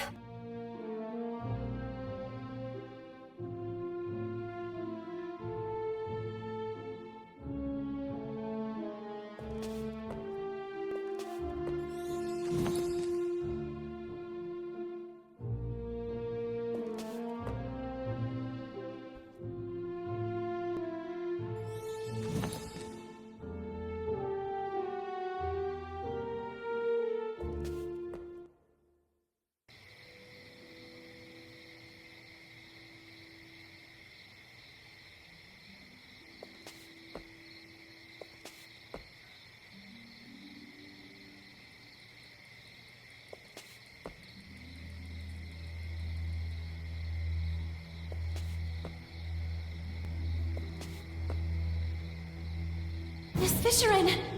You must excuse me. Okay, I'm leaving. Oh, there must be a way to distract her.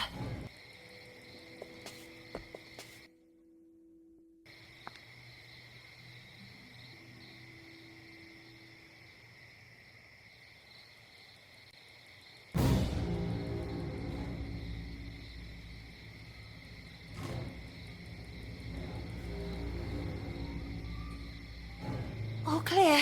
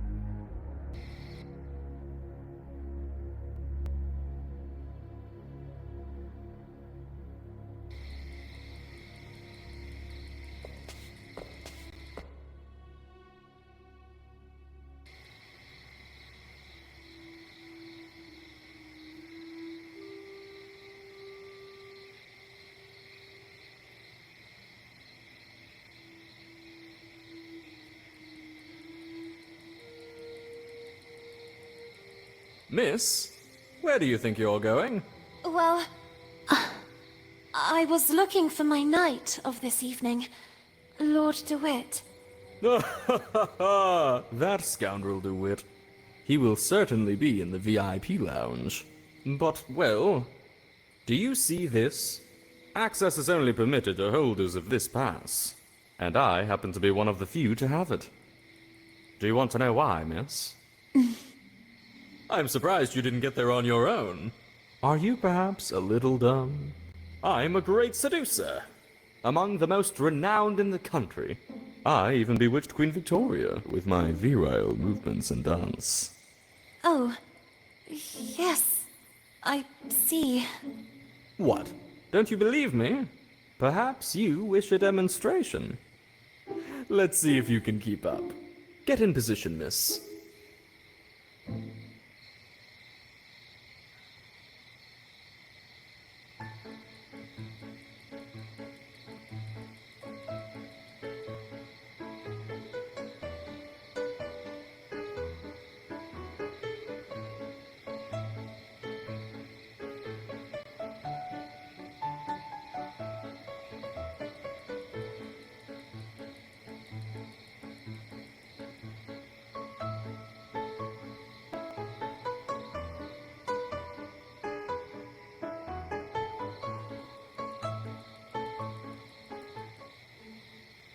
Miss, the trick is to stay fit.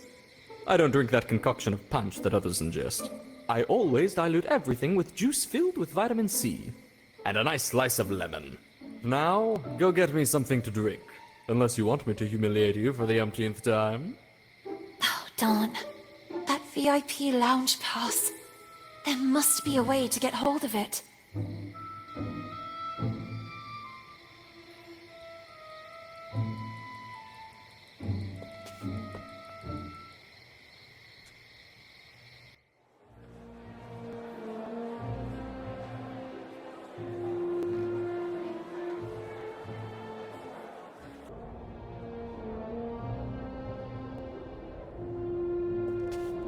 Miss?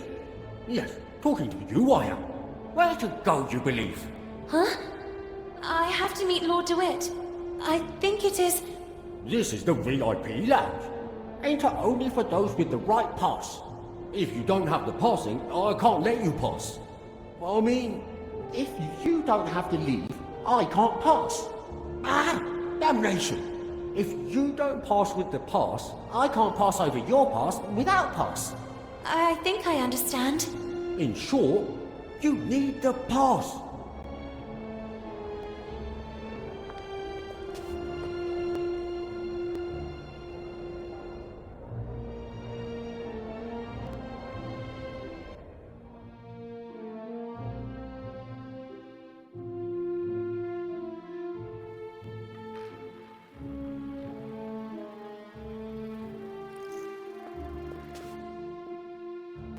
Miss, please give me a number immediately.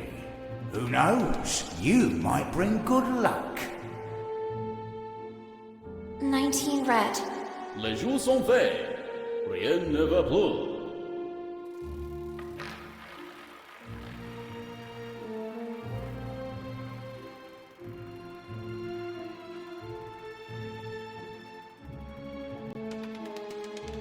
$19 red. Yes, miss. You are one lucky girl. Please take them. You deserve them.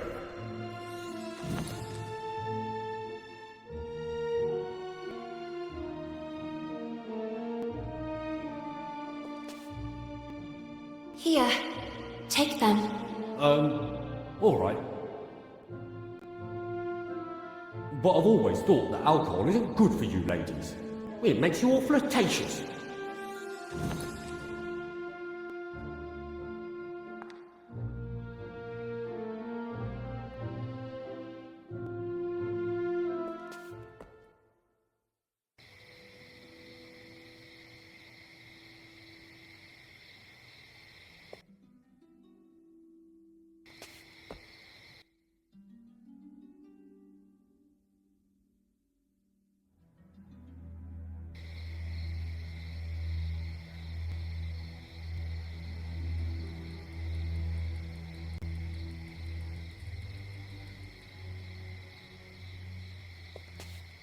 You returned to enjoy my seductive pirouettes, didn't you?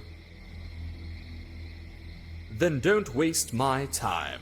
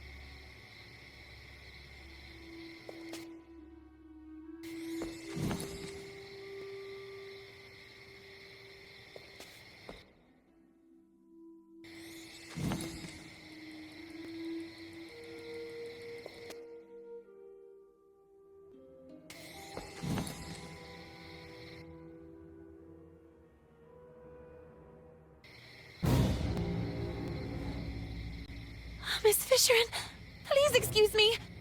You must forgive me. I must have gotten lost and... My science test assignment.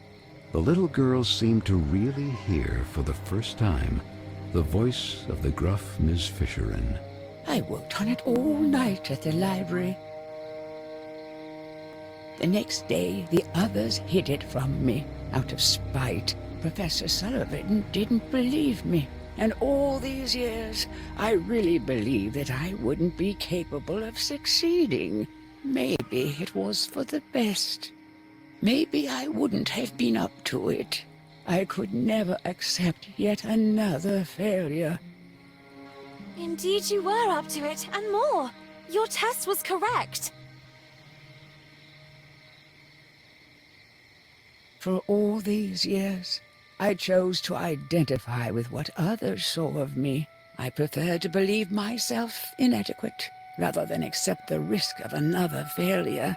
Don't make the same mistake as I, Lana. Don't be what others expect of you, or how others describe you. You are authentic when you are the faithful reflection of your own desires.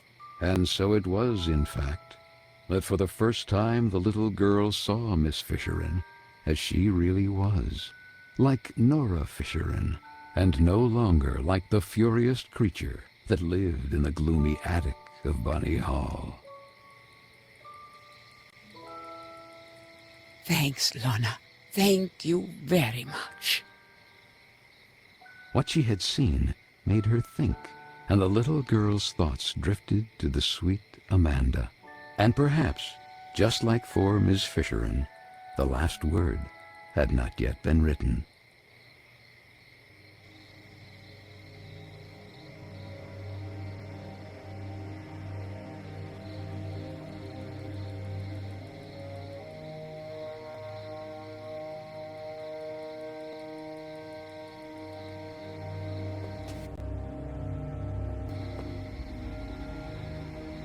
Well done, miss. I really needed that.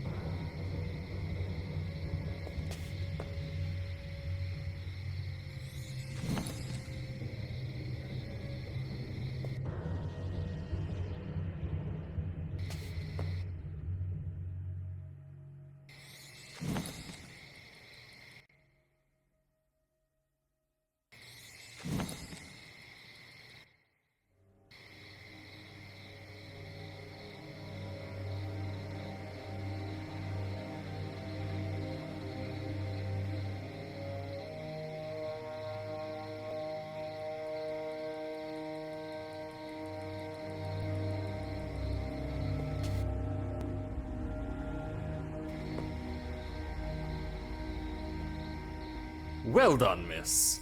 I really needed that. I have never felt so strong. I'm charged like a lion. I think it's time for a dance. And this time, I won't be very forgiving.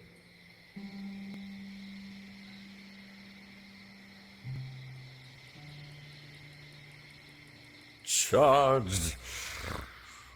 Like...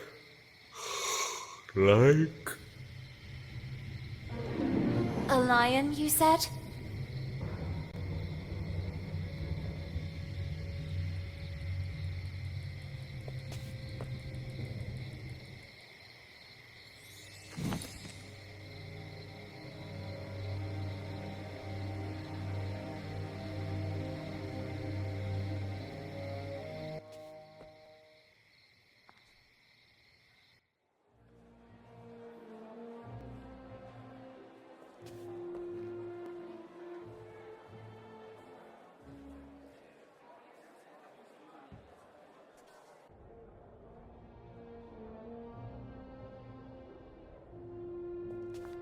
Miss?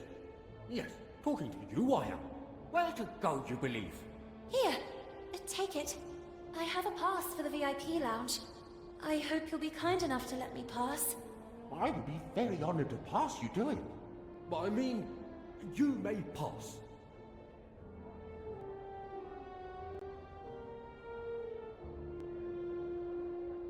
Lana?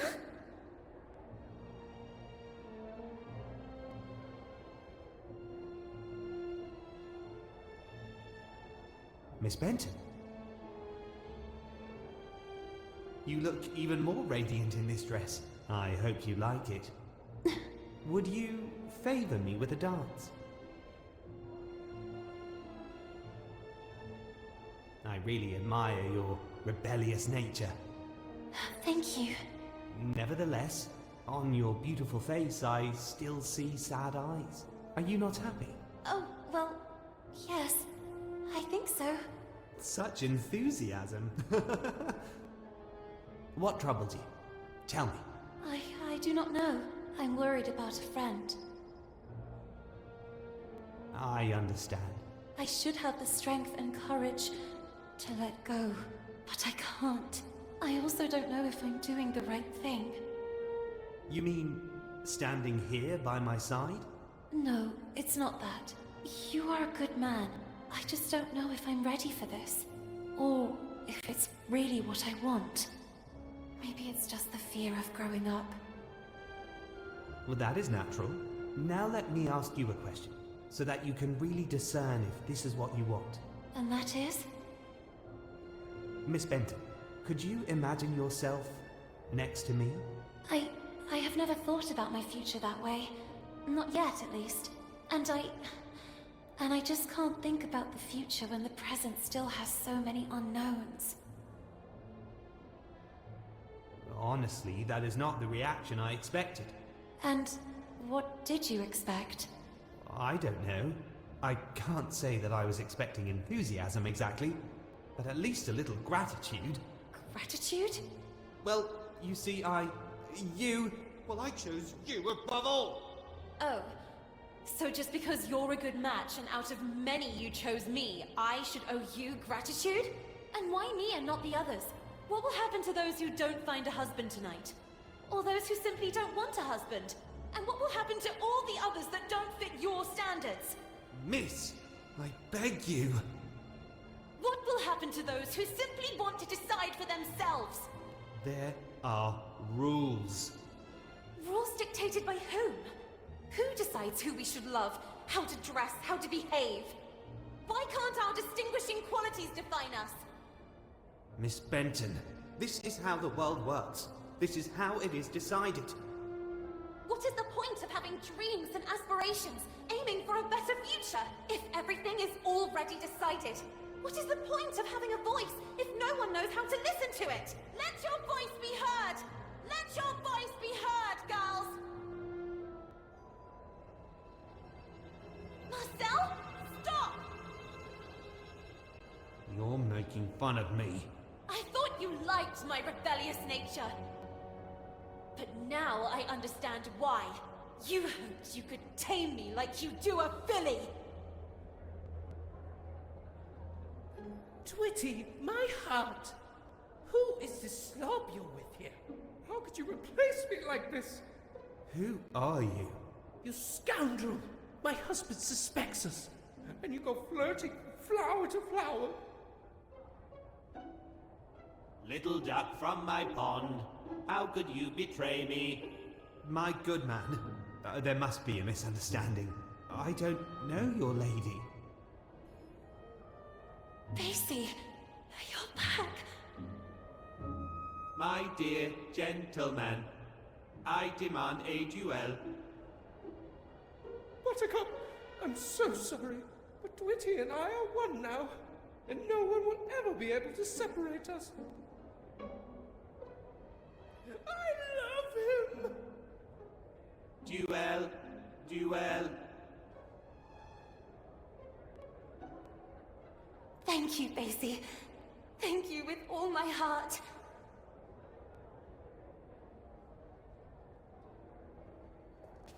Stop, Marcel! Enough with the running away! I know everything now! Where's Carole? What did you do to her? The little girl couldn't believe her eyes. You're a girl. I'm just Marcel. What happened to Carole? That's what I'm trying to understand too. But the other day, what were you doing near the theater in the... I saw you. I was stalking a shady figure. There was a nauseating stench down there. They were throwing things into the fire.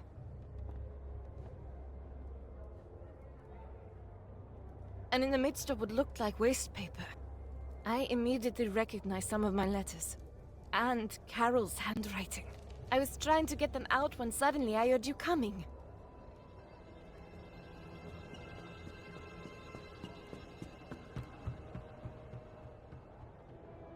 But then you two... How? My parents sent me here from France, to my uncle's house. It's just across the river, overlooking the Bunny Hole clock tower. To fall in line, they said. The rigor of English ladies would make me a real woman. And one day, at the window, I noticed something at the edge of the river. It was a bottle. And inside that bottle was a letter. Were I the wind, I'd blow no more on such a wicked, miserable world. And yet, I say again and swear it now, that there's something all glorious and gracious in the wind. It was Moby Dick. I recognized it immediately. I had read it so many times.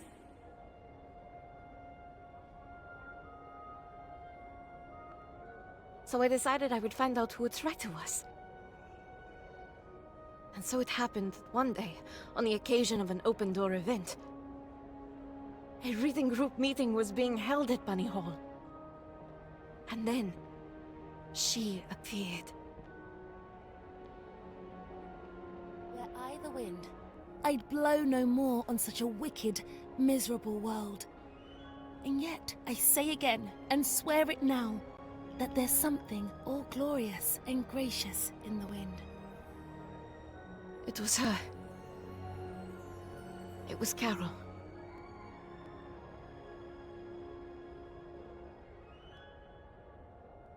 It all started like this. I left a letter for her, and we started writing to each other. My aunt and uncle soon discovered our correspondence and threw a wrench in the works. So Carole put her messages in bottles left to flow along the riverbank. I slipped mine to her among the newspapers sorted at Bunny Hall. And then, what happened? We planned to run away together and join the suffragettes. I was waiting for a message from her in the usual bottle, in which she would establish the time, the method, and the signal. But that message never arrived. That letter! I saw it!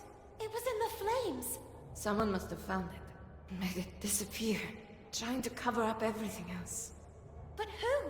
What do you think really happened to her? Nothing good, I fear. Especially after finding these in the heater. Carole's glasses. Then you took these out. One moment. Now I remember. It's not the bottom of a glass, but the missing lens. Vicky and the others were right then. Frank. Duel. Duel. Duel.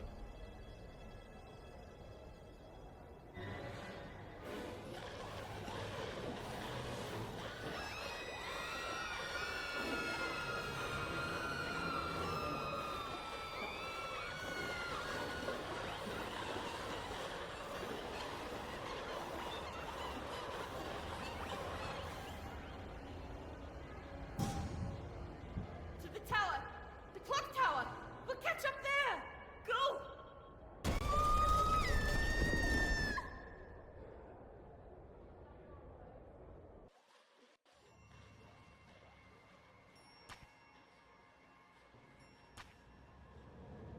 The little girl couldn't believe her eyes. Bunny Hall was in a frenzy. And Frank, he had always been behind all this.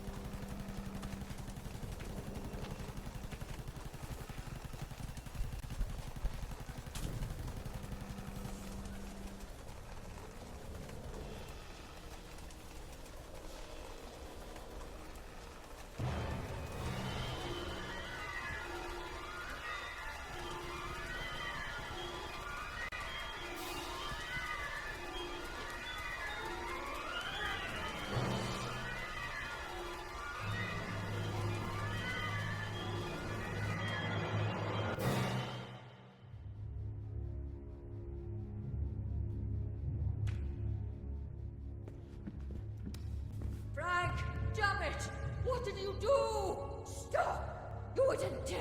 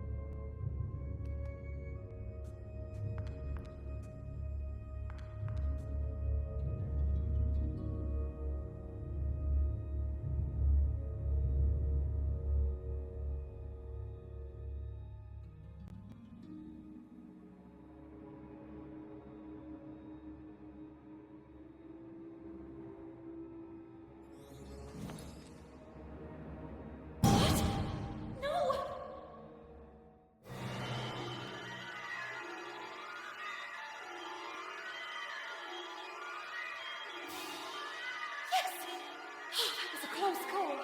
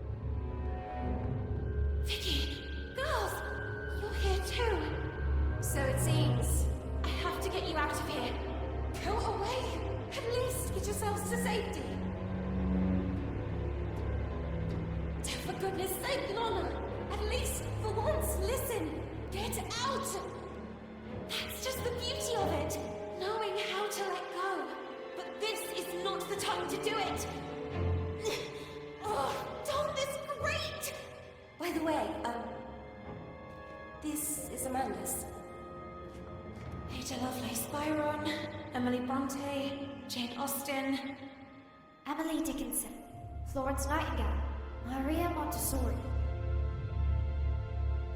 Harriet Martineau, Hypatia, Harriet Tubman, Marie Curie, Virginia Woolf, Emily Pankhurst.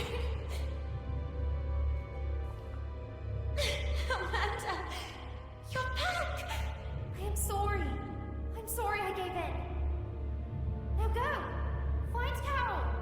Stop all this! We'll be fine. She's right! Get out! But... Lana, I won't forget. Now go!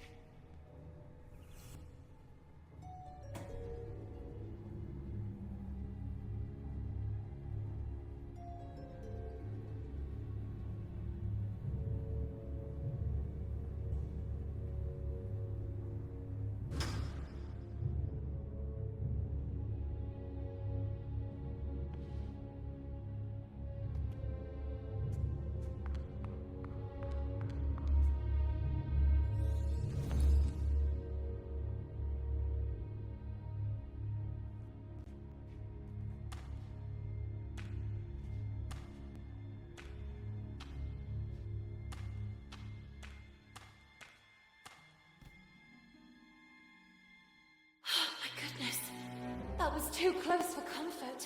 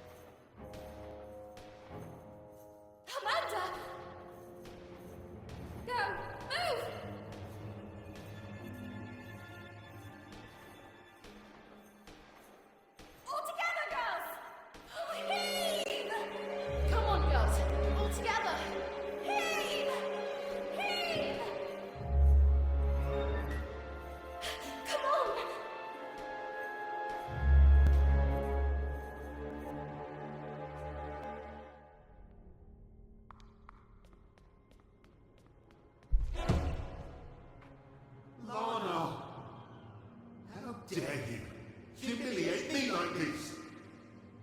Rejecting me? You, an insignificant bimbo. You women are nothing. Nothing without us.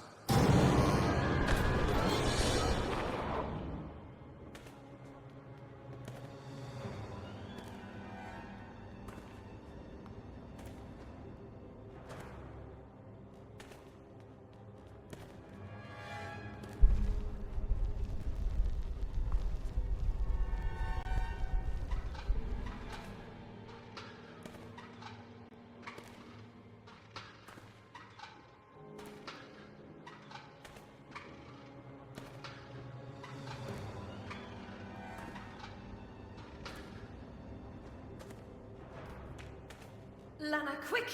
Grab the rope! I'll pull you up!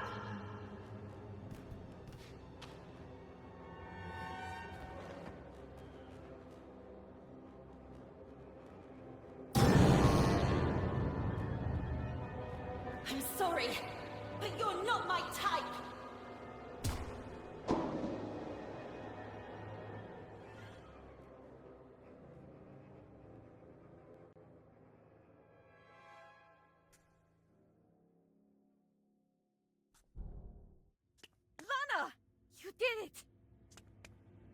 Miss Benton, are you okay? I never should have pushed you into the arms of that creep DeWitt. In that moment, Frank, the Rust Man, suddenly appeared from the shadows. Frank? What happened to Carole? What did you do to her? Frank? Are you the one responsible for all this? We even have proof. Carole's glasses. Her letters! Wasn't everything destroyed? It's over. It's time to take off the mask. That night, it was you that pushed her. Who are you talking about? Now I remember. I was stalking a suspicious figure.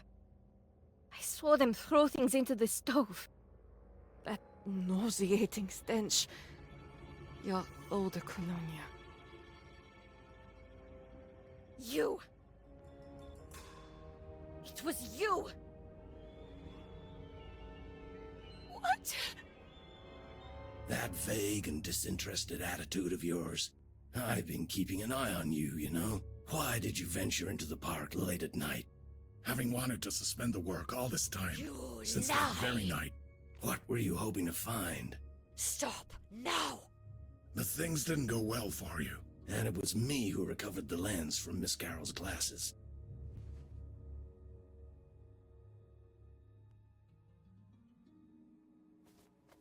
I know how much she meant to you, Miss Lana, and I'm sorry.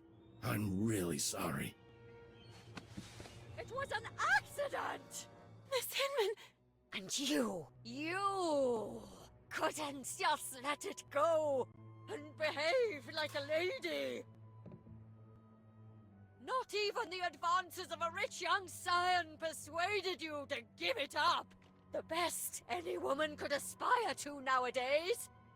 I had no such opportunity, but you did, and you threw it away.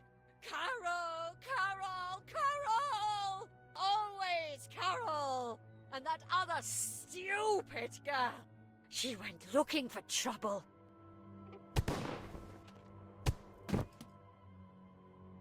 Amanda! How? It was me. I freed them. I could no longer be your accomplice. Oh! No! You don't understand. She was running away.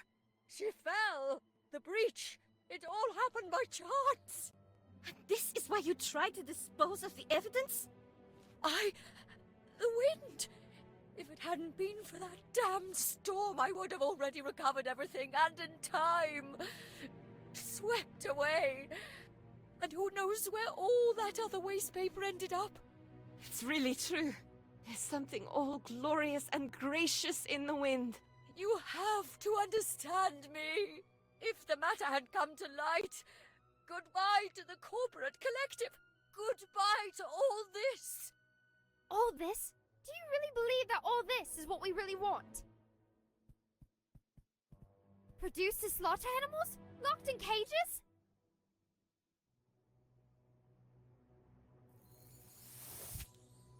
We're not rabbits! We will never be rabbits. And you know what really disgusts me? That it was another woman who developed such a plan! How sad. You will remain a tiny and insignificant stain of ink used to write about great women who actually changed history. You, on the other hand, history will forget about you.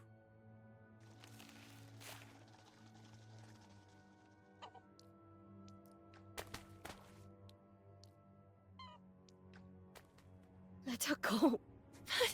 And Carole? It's over, Lana. No!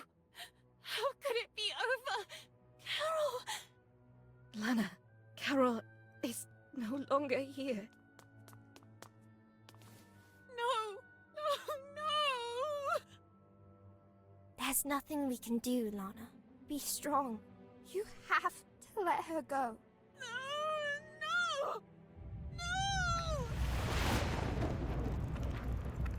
Whole girl, shut Small and inadequate, and you can't even accept it. When will you learn that every action has a weight and a consequence? You really have no intention of growing up. You don't accept that time passes inexorably, and you continue clinging to the past like a parasite. So if that's what you want, backwards!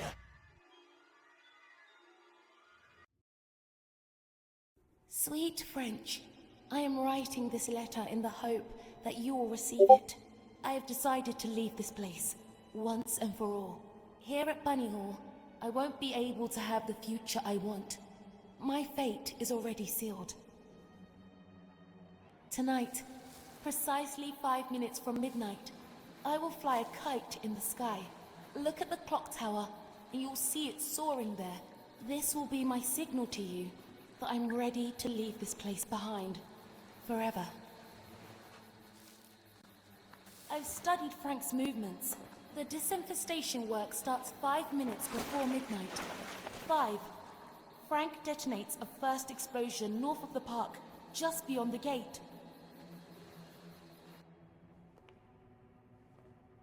4. This time, there'll be 2 explosions, one in the east and one in the west at the same time. 3. Finally, one to the south on the far side of the park.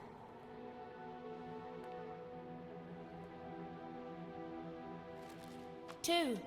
The charges will cease for just 2 minutes. Meanwhile, as Frank makes his way towards the gate that from the park leads back to Bunny Hall, it will remain open.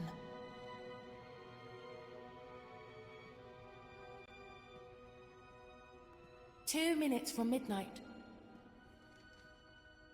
Just enough time to get through the gate and go all the way to the south side of the park.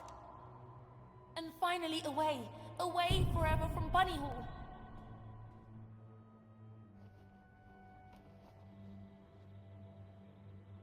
One, Frank will close the gate behind him. That will be the point of no return. Carole!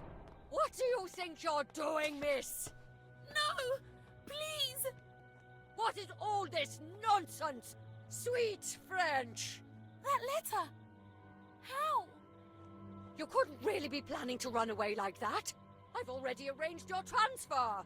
I gave my word. I beg you! You are grounded, young lady. And thank the heavens that I figured all this out just in time. Enough now. Come back immediately. I won't say it twice. I beg you. Let me go. You are a disgrace. No!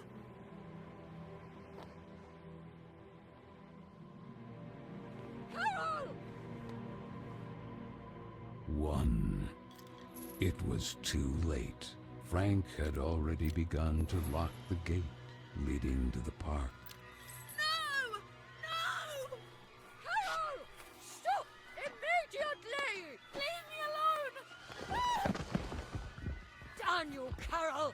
That's dangerous! Come back immediately!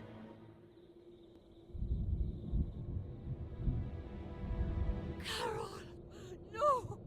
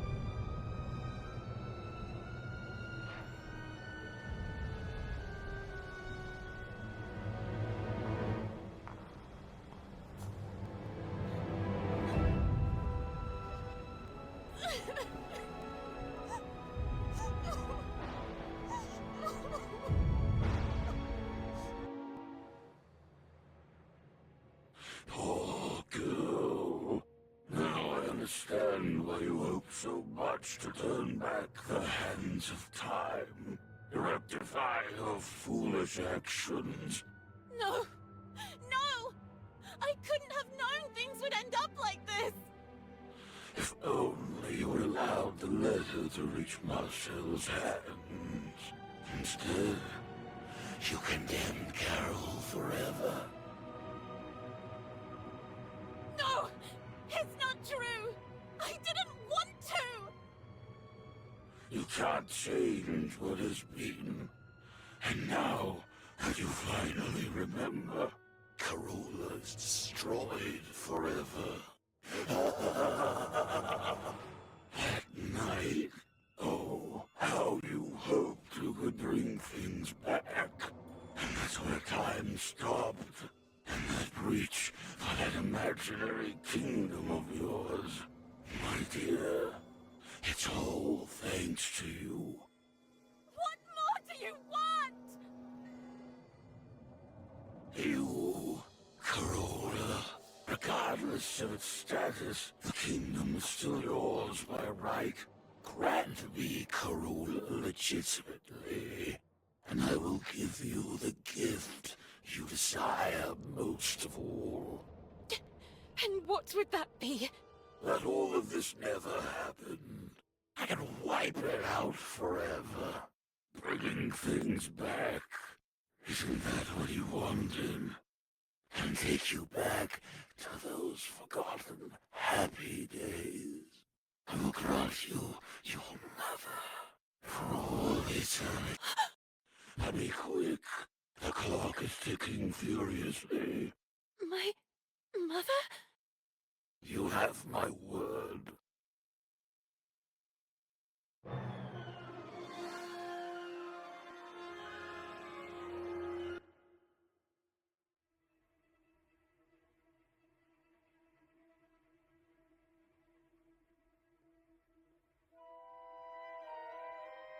The little girl came too. The place immediately seemed familiar to her, and she began to look around. Yet her memories before that were hazy, so much so that she couldn't explain how she got there.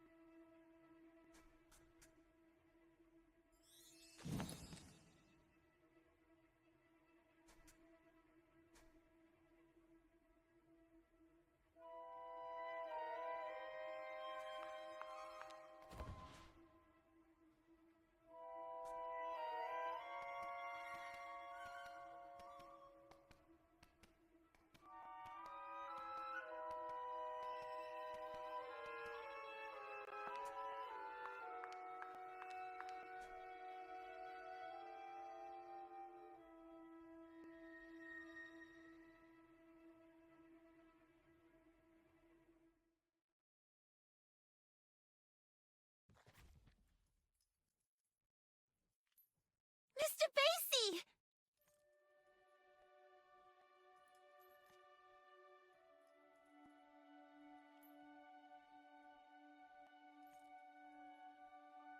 Mr. Basie! I remember you! Merry Christmas, my child. Mum!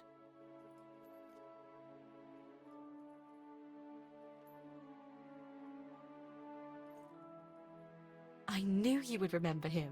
You wouldn't leave him when you were little. Do you like his new outfit? Now he's a real English lord. I didn't have time to finish his umbrella.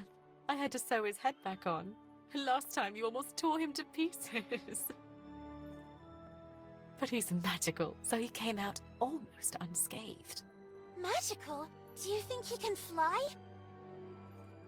Only if you want him to. Then he has superpowers!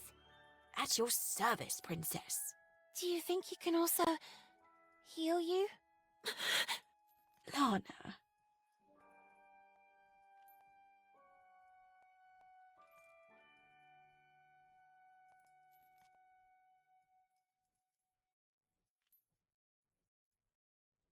Whatever happens, never keep clinging to the past, trying in vain to change it. People move and places change, and that will be the day you'll really know who you are. And you will learn to accept that time passes, that things change, and know how to let go.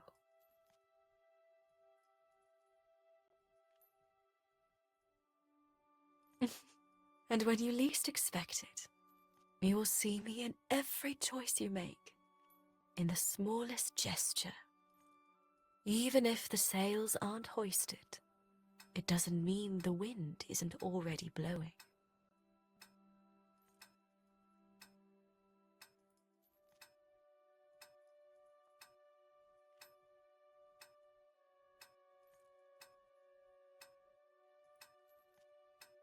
But wait a second. Even if the sails aren't hoisted, it doesn't mean the wind isn't already blowing.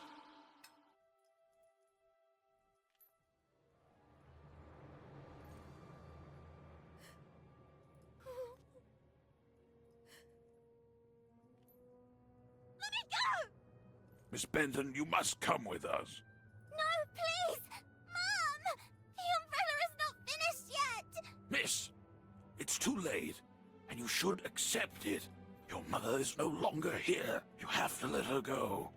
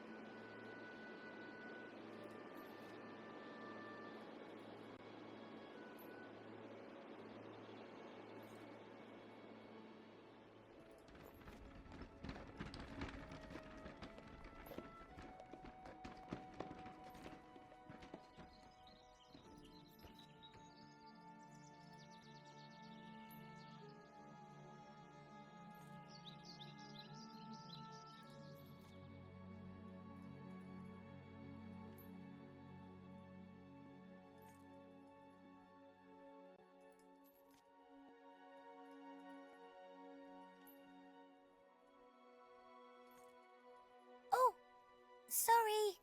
That is mine. Hey, you're new, right? I'm Carole.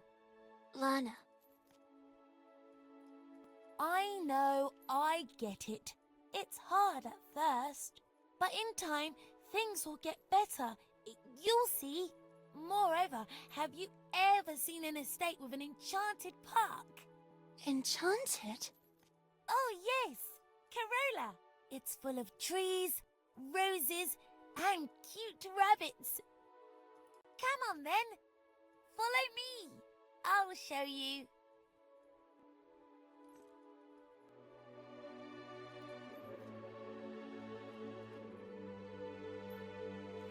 Three, 2, 1. 0. Isn't it beautiful? Yes.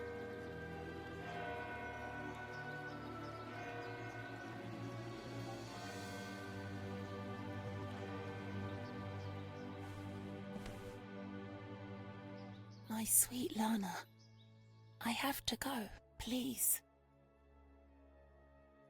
Let me go. No, no. I cannot. No. I can't accept feeling. I don't want to have to forget your face too.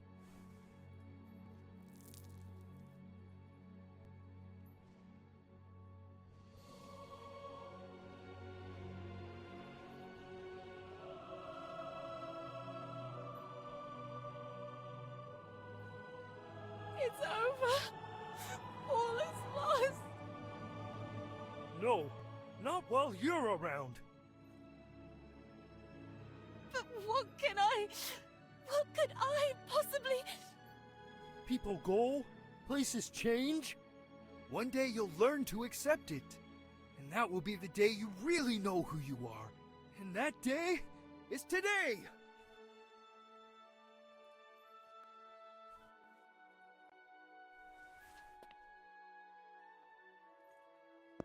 Maybe time never stopped completely. You made me a warrior. You made me like this.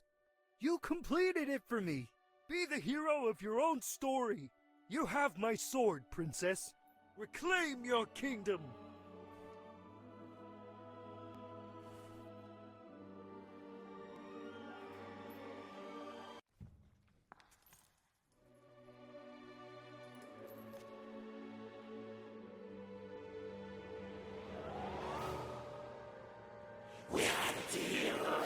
Well said. We had. I was wrong to allow you to corrupt the memories of a kingdom that I myself created, and in which I took refuge, as if in an eggshell, unable to accept my actions, or that time passes whether you want it to or not. But you missed a detail, Mr. Keen. That would be... Like Carola, you too are a figment of my imagination!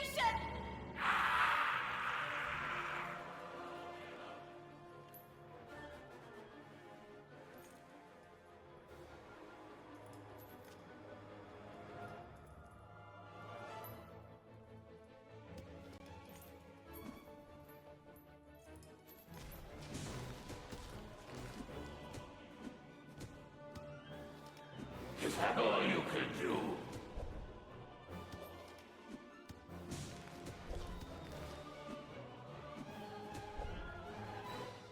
You're not going to put things back the way they were by confronting me. Pathetic little girl.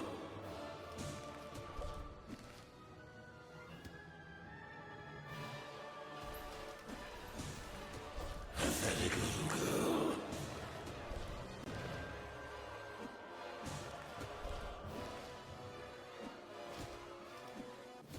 There's no point in fighting.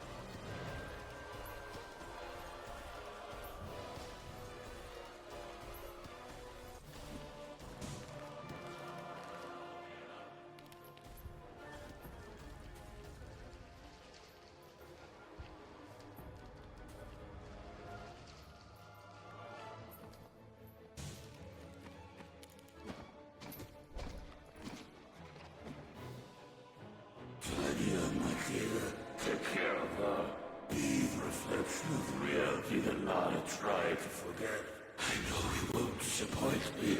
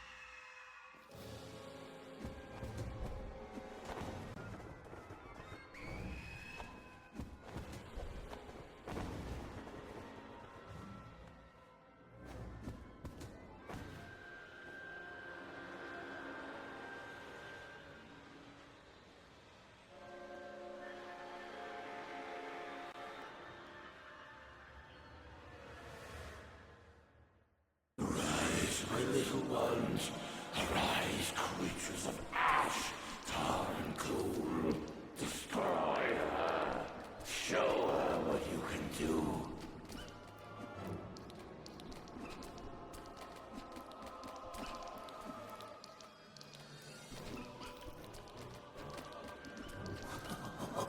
Do you seriously think you can defeat me? Enough! Now we'll see what I'm really capable of. Will you really be able to let go of your sweet Carole this time? No, you won't. Your selfishness killed her. You didn't do it before. Why would you now? And yet she was ready to leave you.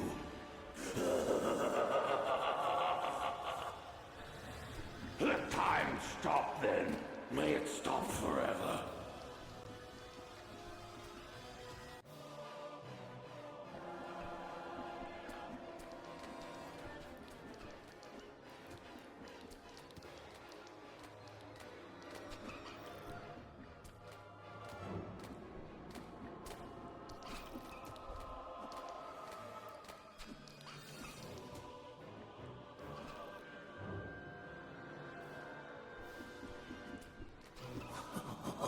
Do you seriously think you can defeat me?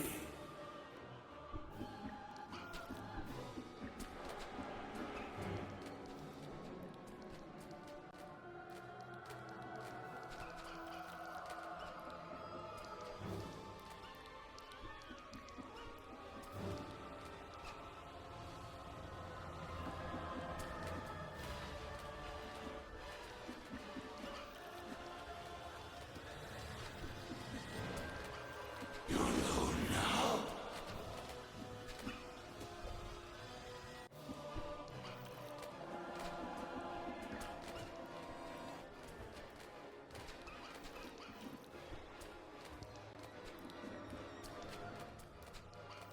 Well, that's your darling baby, huh?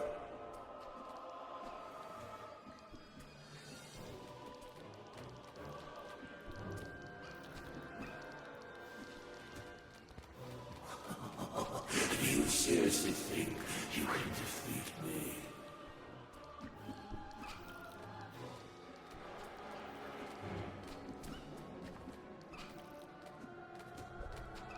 Pathetic little girl.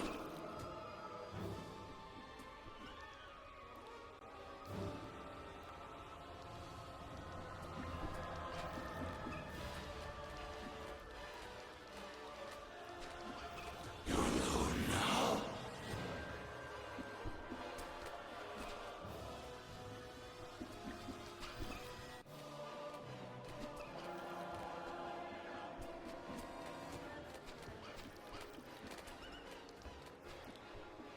There was no point in stopping time. Things can't change.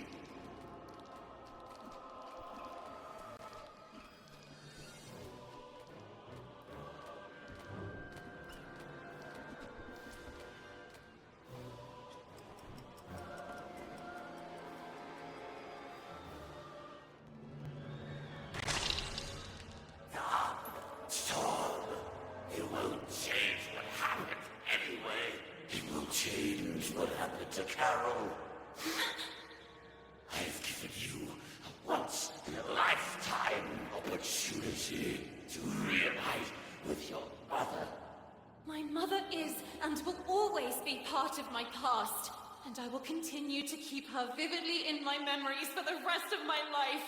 But I will never be left behind again. No! I will go on! Okay, you win this time.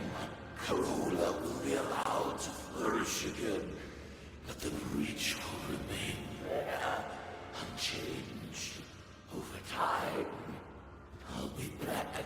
It's just a matter of time. Sooner or later, you will crumble. And when you're sad and alone, I will infect everything you love and cherish. And I will be ready to welcome you. After all, you are nothing more than any ordinary man!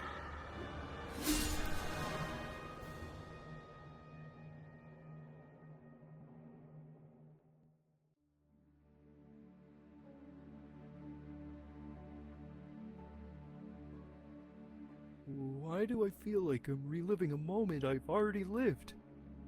You, me, on this bench, all of this. AC, I'm sorry. It's my fault. Carola, it's too late. It's never too late. Look, there is no seed that goes to waste. If it thrives in a freshly bloomed flower, so Carola will flourish again. And I, with you by my side.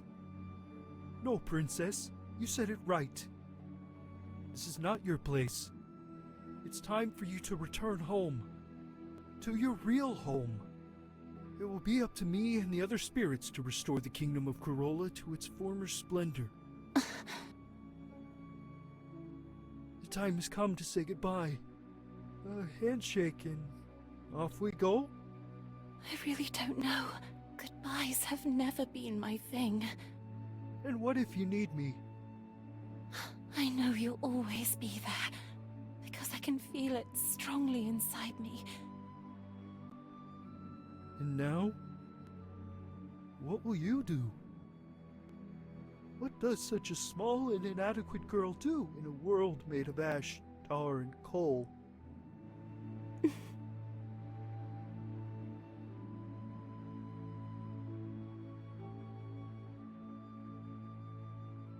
She'll grow, she'll live, and she'll make her voice heard loudly.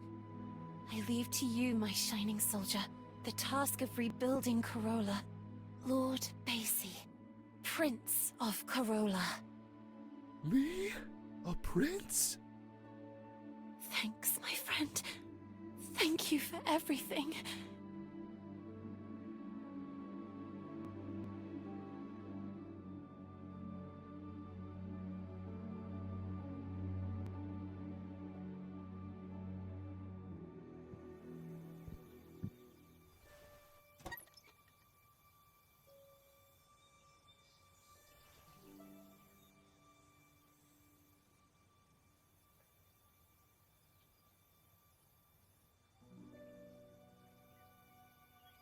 Sweet Lana.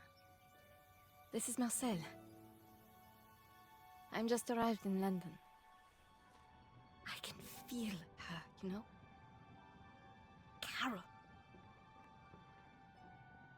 Here. With the other suffragettes.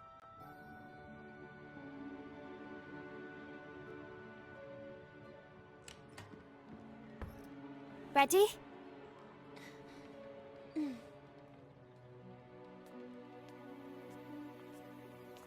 I can hear her voice.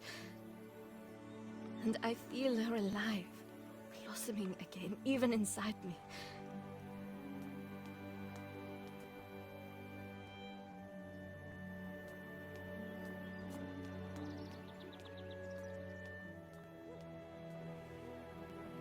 It really is true. There is no seed that goes to waste if it thrives in a freshly bloomed flower.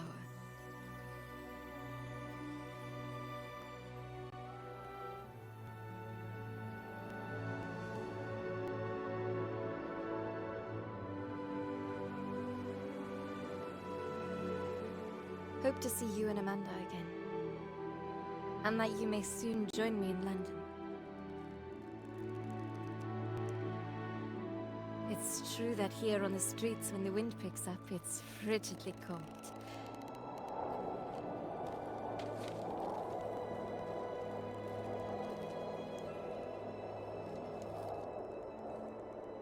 And yet, I say again and swear it now, that there's something all glorious and gracious in the wind.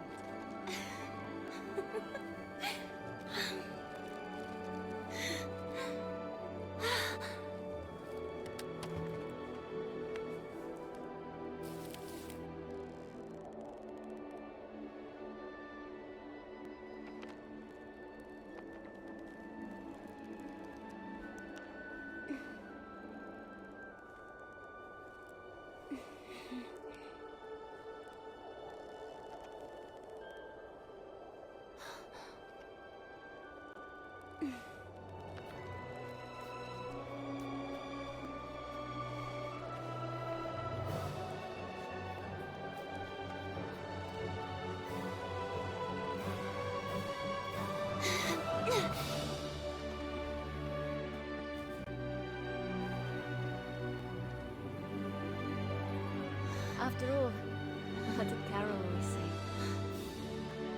When things don't go the way we want, try to see them